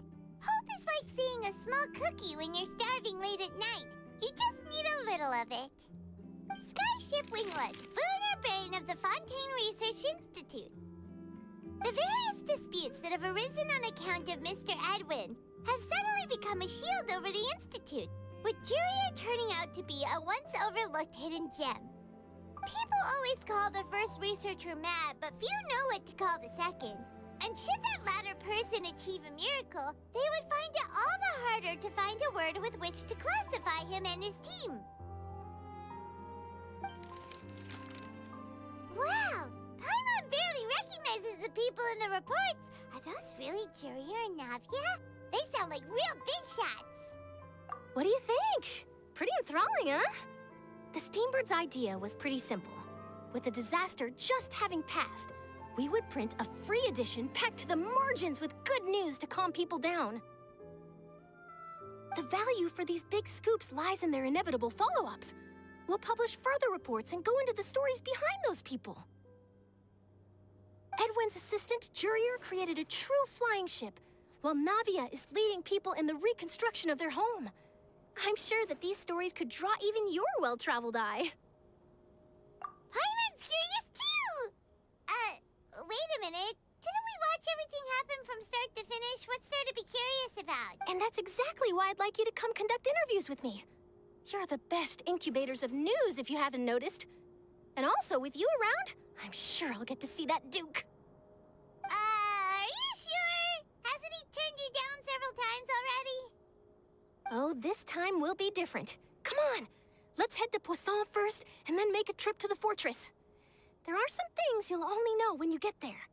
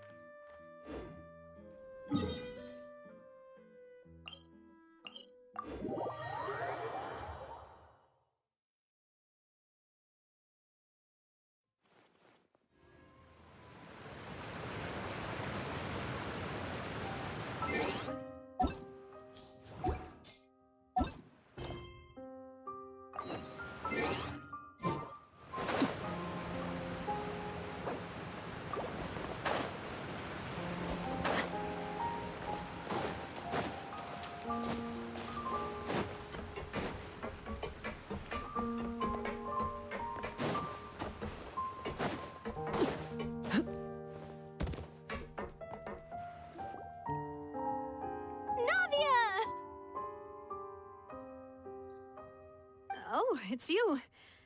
What brings you all here?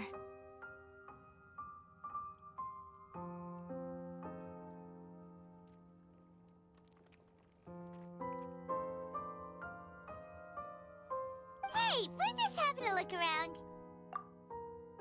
I'm here to update myself on how things are going here. Oh, the Fatui are here too!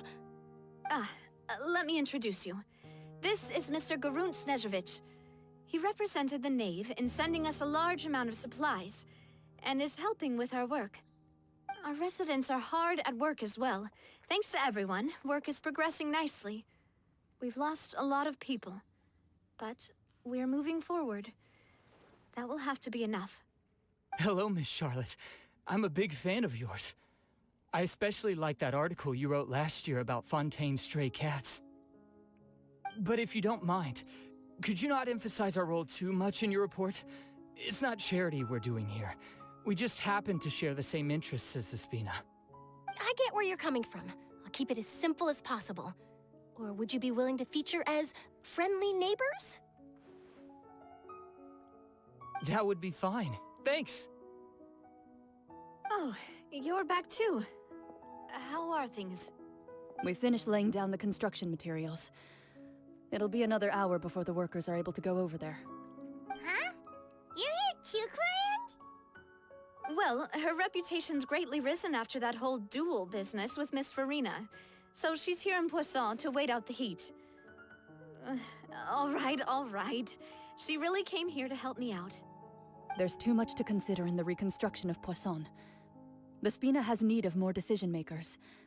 And, well, I do already happen to be connected to Mr. Callis. Oh, wait just a moment. Do you mind me asking a few questions? You know, about how you felt before the duel, about what it was like facing down a god. There's lots of exciting material there, I bet. Forget it. I'm sure you can find a better theme than that, Miss Charlotte. I see you're the same as always. Couldn't you do me a favor, for Navia's sake? Well, if we're talking about doing things for my sake, you might as well just take a few more photos of me. Or of the Traveler. It's better than wasting time persuading Clorand at any rate. Of course I will. I'm not gonna let him off that easy. All right, then everyone who wants to be in the photo, gather up. And smile.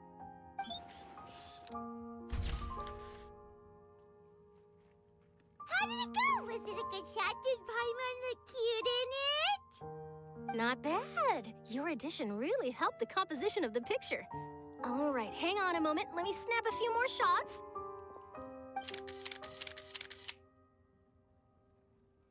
All right, that should do it. I'll be back here later anyway, so let's call it a day.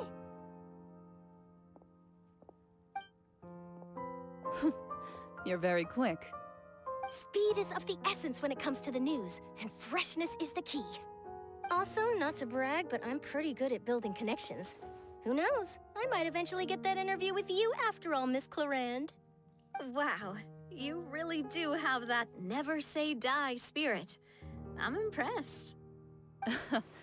I'll hazard a guess that this is how you got that interview at the Fortress of Meripede. Whoa, you're well informed. Let me make a guess too. I asked Sijuin, who told Monsieur Nervillette, and he told you, right? That's a very complete information chain.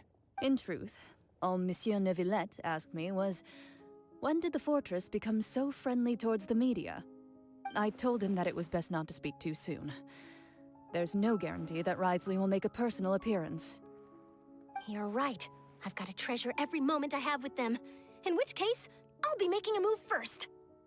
Stay safe now. And tell me if you hear anything interesting. I'll treat you to afternoon tea in exchange.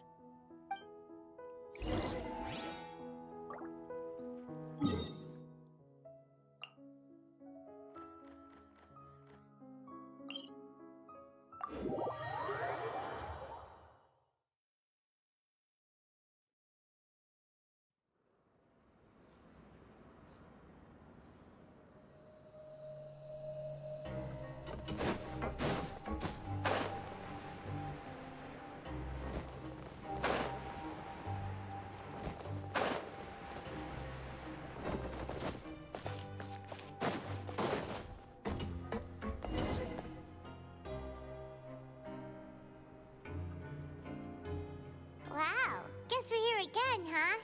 There's a real nostalgic feeling to this place. Looks like you've been missing us. Duke! Did you come all the way to the entrance to greet us? Of course.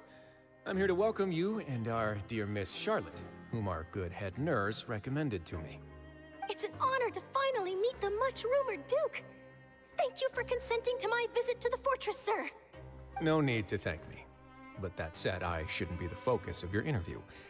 I trust you recall our agreement? Of course, of course. All right then, this way.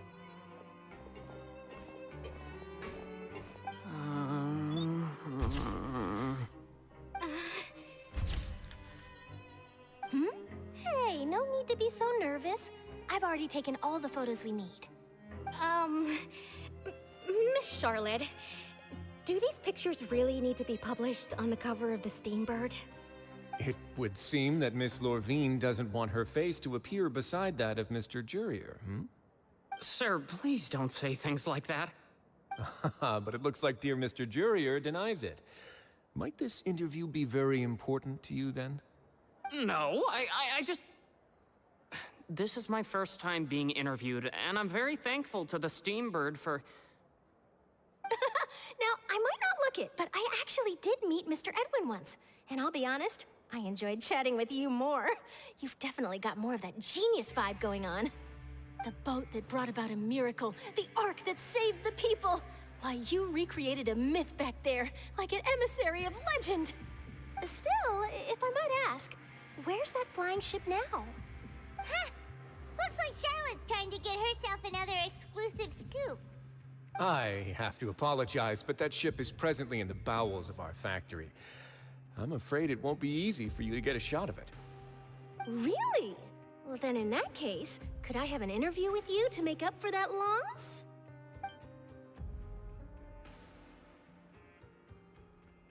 You already know my answer, I'm afraid. Best you interview our head nurse instead.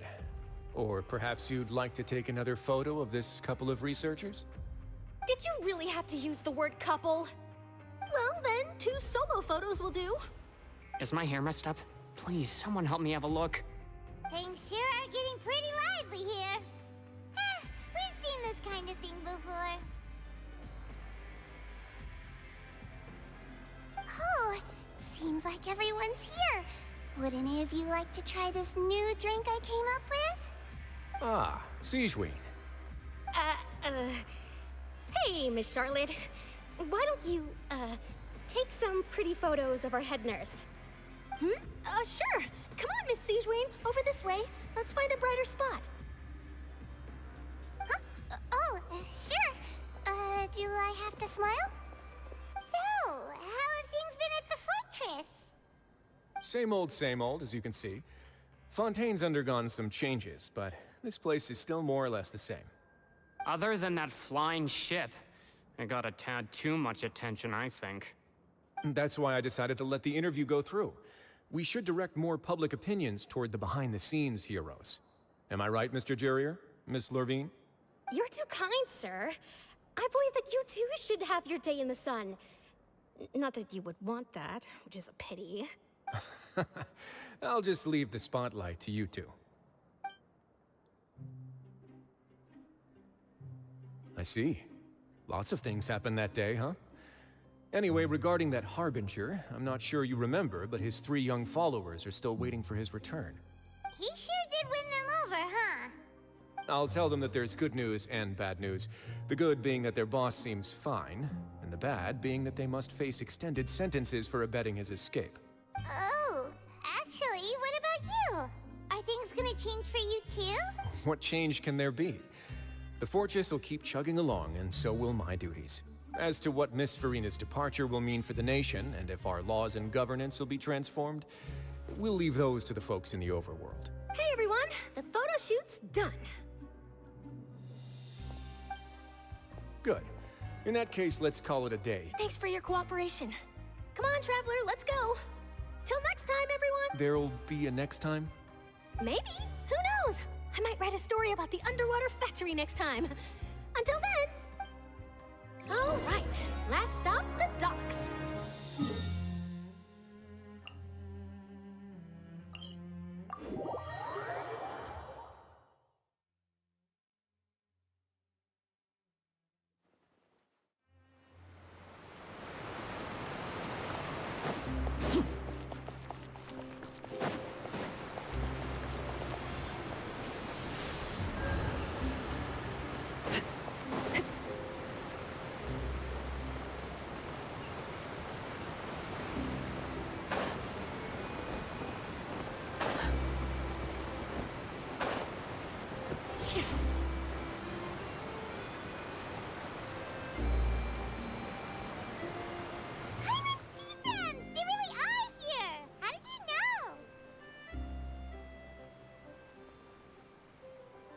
Flavia mentioned that she stayed in touch with Linny and the others after working together.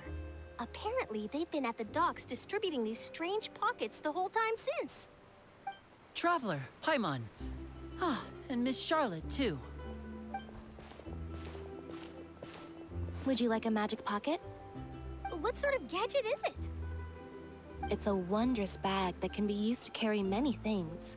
The water level has returned to normal, but if you see any of your things floating around, you can use this to carry them. Or you could trick a friend into doing it for you. Trick a friend? I wonder which of my friends would fall for that.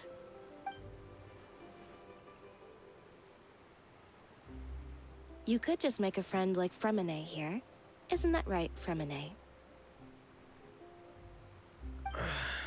Is this what you meant by, I'll help you make some more friends?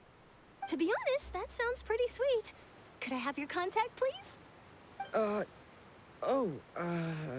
Sure.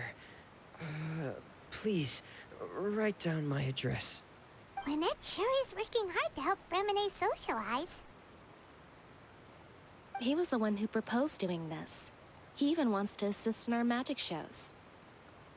Yes, I was planning to first introduce Pear as an assistant, and later Fremine himself.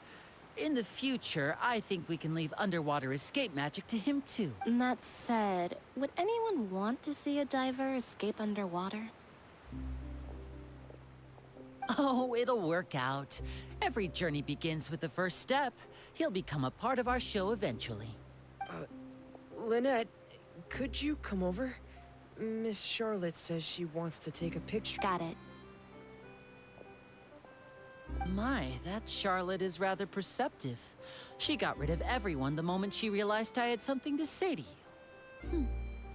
Father says that you did a great deal during the latest events.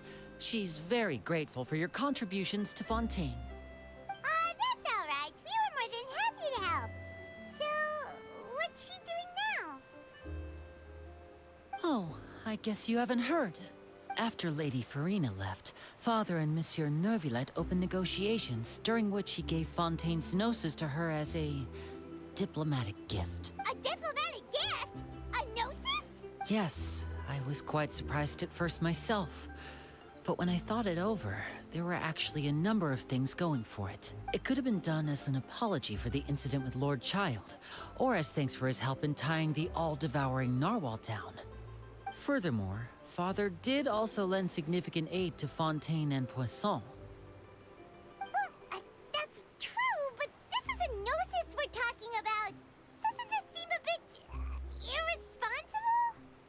I would agree, but I've also heard that it seems that Monsieur Neuvillette has had a significant change of heart regarding the matter. So there's some reason for this that only Neuvillette knows about? I suspect you'll have to ask him about that yourself. Ah, yes, speaking of which, I did see him strolling around the entrance to the Fortress of Meripede a while back. Isn't he real busy and stuff? Paimon didn't think he'd have the time for that. But back to the topic. The gnosis was given to the knave, right? What about Child? They say that he's returned to Snezhnaya to recover from his wounds. I hear that the recent disaster really did a number on his health.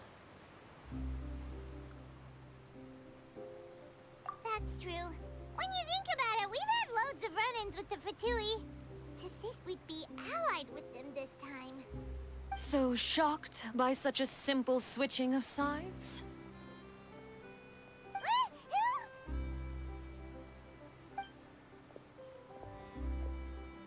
Father! Well, what do you know? Come to the docks to see how my children are doing and meet the Traveler by chance. Please do not pay my accomplishments in Fontaine too much mind.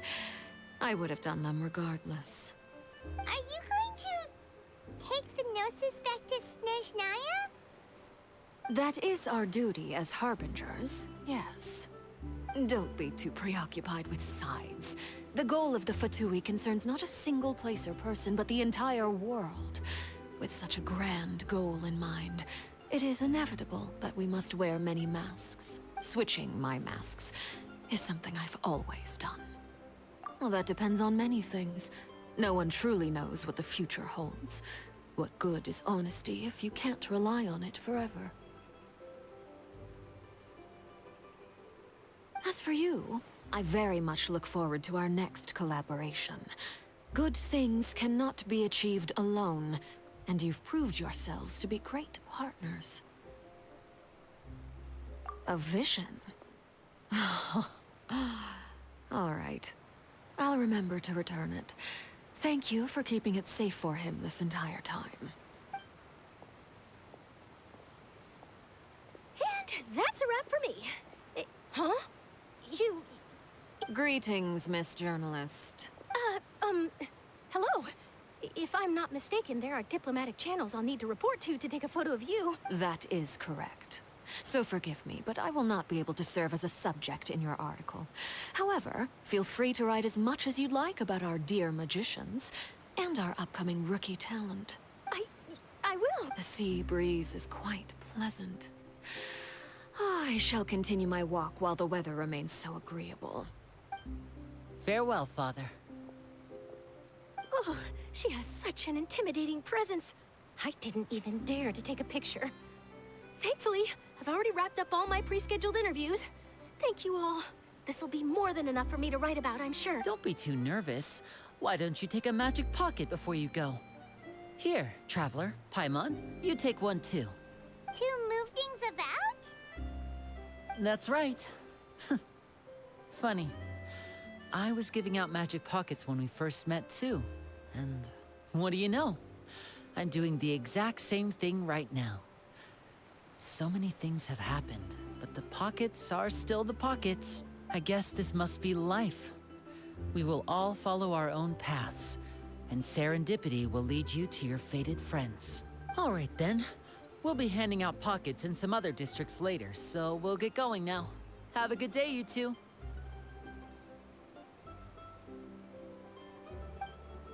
Well, guess we sent Charlotte, huh? Shall we go see what Neverlette's doing?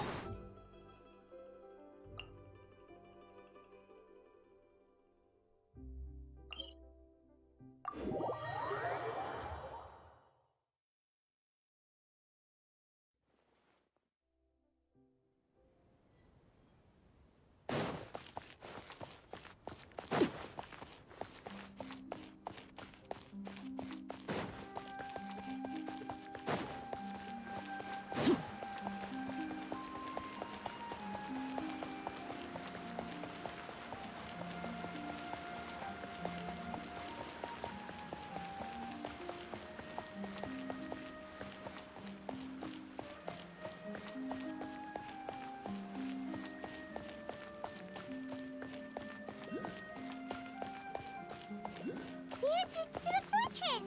Ooh, he really is there!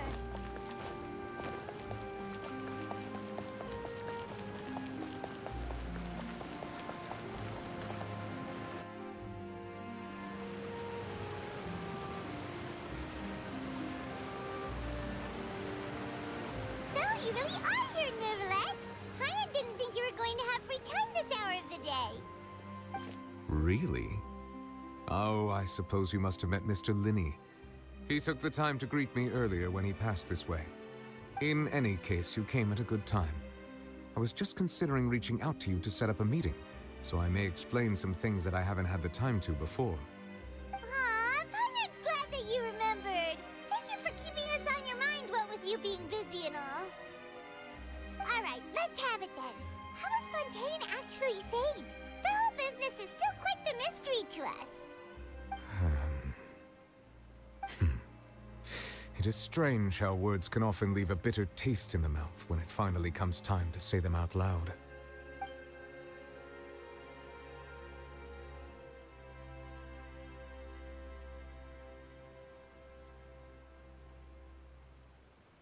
Whoa.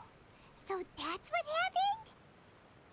Focalord destroyed the divine throne of the Hydro Archon and restored your power to you, transforming you into a fully fledged elemental dragon sovereign.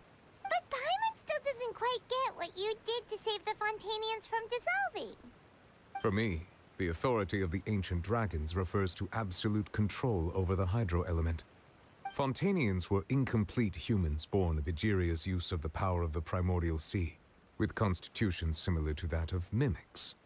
But so long as those primordial energies remain within them, I could use the ancient dragon's authority to grant them true blood, after the fashion in which life was first brought into being on this planet.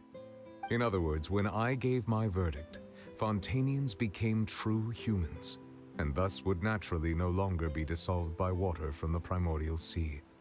Fossilor must have counted on you to make that decision as well. Your verdict was the key to making the prophecy appear to have come true while saving everyone. Yeah, and in a manner of speaking, Fossilor finally managed to fulfill the original Hydro Archon's wish to turn Oceanids into real people too! It seems from your expressions that you still have more things you wish to ask. Ask away. I will tell you the truth as I know it.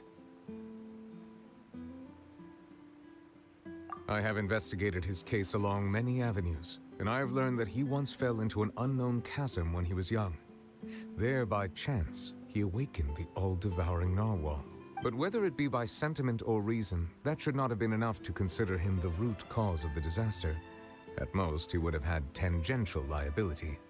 As for the judgment passed by the Oratrice during the trial, whether it was due to that liability by association, or Fossilor deliberately using him to buy time for us on the assumption that he would be able to hold the creature off, I cannot say. Guess Fossilor had Fontanians in mind the whole time. In the end, it was thanks to her that they finally became real humans. Hang on a second. Paimon suddenly got another question.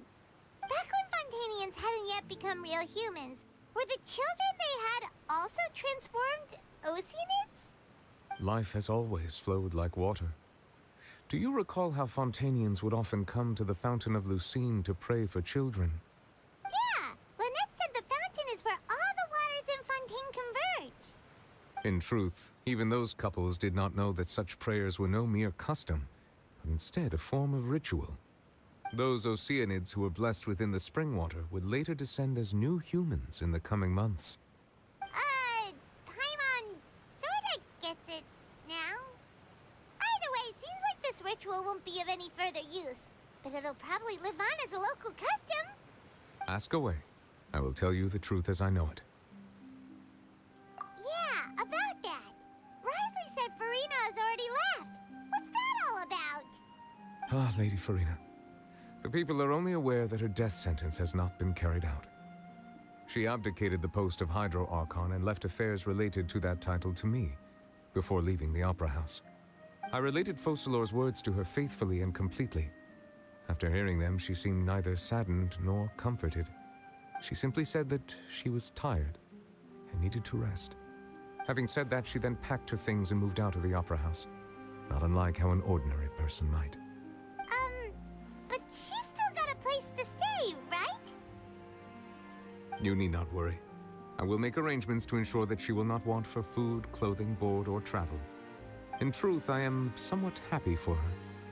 The wear and tear on her spirit will, of course, take time to heal. But now that she no longer has to play the role of Fossilor the Hydro Archon, she can finally lay down her burdens and lead a normal life. What about you then? What are your plans now that you've regained your full powers as the Hydro Dragon? After Fossilor passed on, the Oratrice also ceased to function. This matter will directly affect our trials. After much careful consideration, I've decided to take over its role in our courts. From now on, I shall hear cases and pass verdicts by myself. Looks like you're still considering stuff from the perspective of the Udex, huh? As an elemental dragon, there are indeed many things that I must do. But this power and this duty, in a manner of speaking, you could say that both were granted to me. As such, before I attend to my other responsibilities, I must first and foremost continue to serve Fontaine as its highest judge. The duty of the Hydro Sovereign and the duty of the Udex shall coexist within my person. Additionally, the Hydro Archon's departure has brought about another problem, which is that the Opera House shall no longer produce indemnitium. That's true. That power was derived from the people's faith in the Hydro Archon, wasn't it? Wait, but the various mechs and machines in the city are all still okay. Where are they getting their energy from? As I am now, I have full command over New Musia, and it can serve as a complete substitute. Another reason why I cannot quite leave Fontaine immediately. Wow. This ancient dragon's authority stuff is really quite useful, huh? Ask away. I will tell you the truth as I know it. Oh, that's right! They say you've given it to the knave as a diplomatic gift or something! Leaving aside their intentionality, the two Fatui Harbingers have indeed done much for us during this crisis. Their sole remaining goal in Fontaine, at least at this point, would seem to be the Gnosis. The Oratrice has ceased to function. The Hydro Archon's divine throne is now no more, and I do not need the Gnosis's power. As such, it has lost all meaning for Fontaine. If the Fatui have impure designs, then we might as well accede to their request now, and avoid unnecessary conflict. What complicated considerations! Paimon thought you were just giving it to them out of gratitude to the knave and as an apology to Child. Ask away. I will tell you the truth as I know it. You will soon be heading to Natlan, I presume? I'm afraid that I have little talent as a travel guide, so all I can do is tell you what I know about that land. As far as I'm aware, Natlan can be said to be a nation of dragons. A nation of dragons? You mean like you? No, I suspect that I would not find myself welcome there. Unlike ancient dragons such as myself, the dragons of Natlan have undergone long years of development and evolution. Large numbers of them have entered a form of coexistence with humanity. Natlan is also the nation of war. War ravages those lands like an undying flame. There is one other piece of information I got incidentally from my negotiations with the knave that I believe may be useful to you. The Harbinger known as the Captain has thrown his hat into the endless ring of war. The Captain. Sounds like a real tough customer. Seriously, everywhere you look, there's a Fatui Harbinger doing their thing. I suggest that you fully prepare yourself before going to Natlan. In the meantime, Fontaine's doors will always be open to you. Ask away. I will tell you the truth as I know it. Hang on a sec. Paimon's still got a question about the... When we spoke to Linny earlier, he mentioned that your attitude towards giving away the Gnosis had clearly changed. We guessed that there might be some reason for it that only you were aware. No wonder the House of the Hearth is the Fatui's intelligence division. They are certainly sharp. So regarding this specific issue, I was just getting ready to share something with you. What is it? In truth, I exchanged some further words with that lady named Skirk after sending you two back to the surface. It went something like this.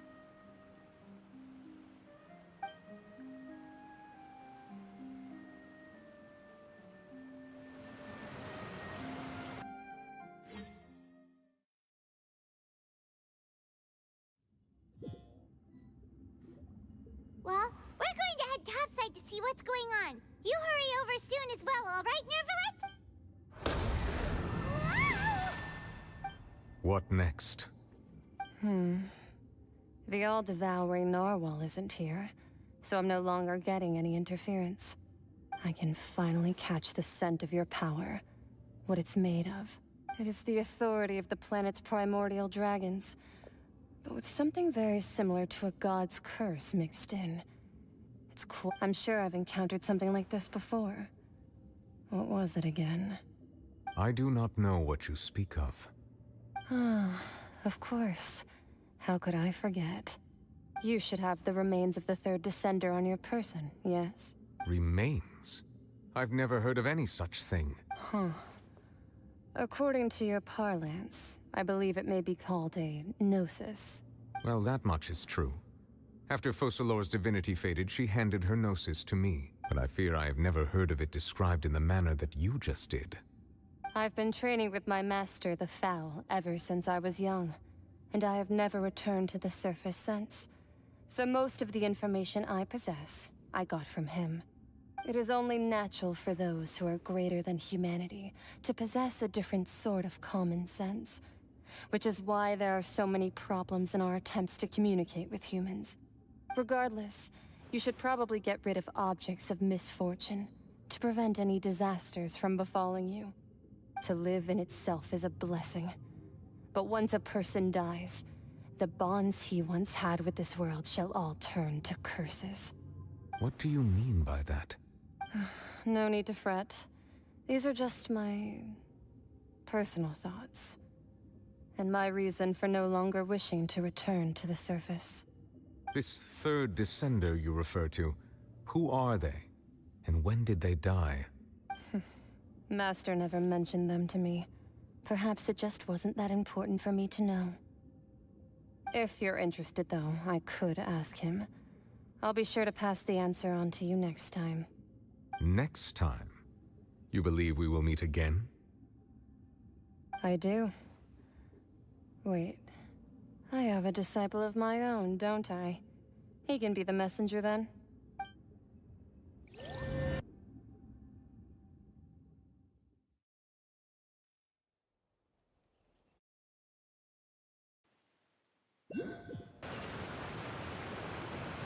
That's what she told me. Whether it would prove useful or not, I wanted to pass that information on to you. The remains of the third descender? So that's what the Gnosis actually are. Paimon just thought they looked like chess pieces. How could they be a person's remains? All the same, assuming that there was no misunderstanding or special metaphor at play, that is what she meant to say. And she said that it would bring misfortune and that you should check it, which is why you gave it to the Fatui. If she speaks the truth, then I would simply be putting Fontaine at unnecessary risk by keeping it here.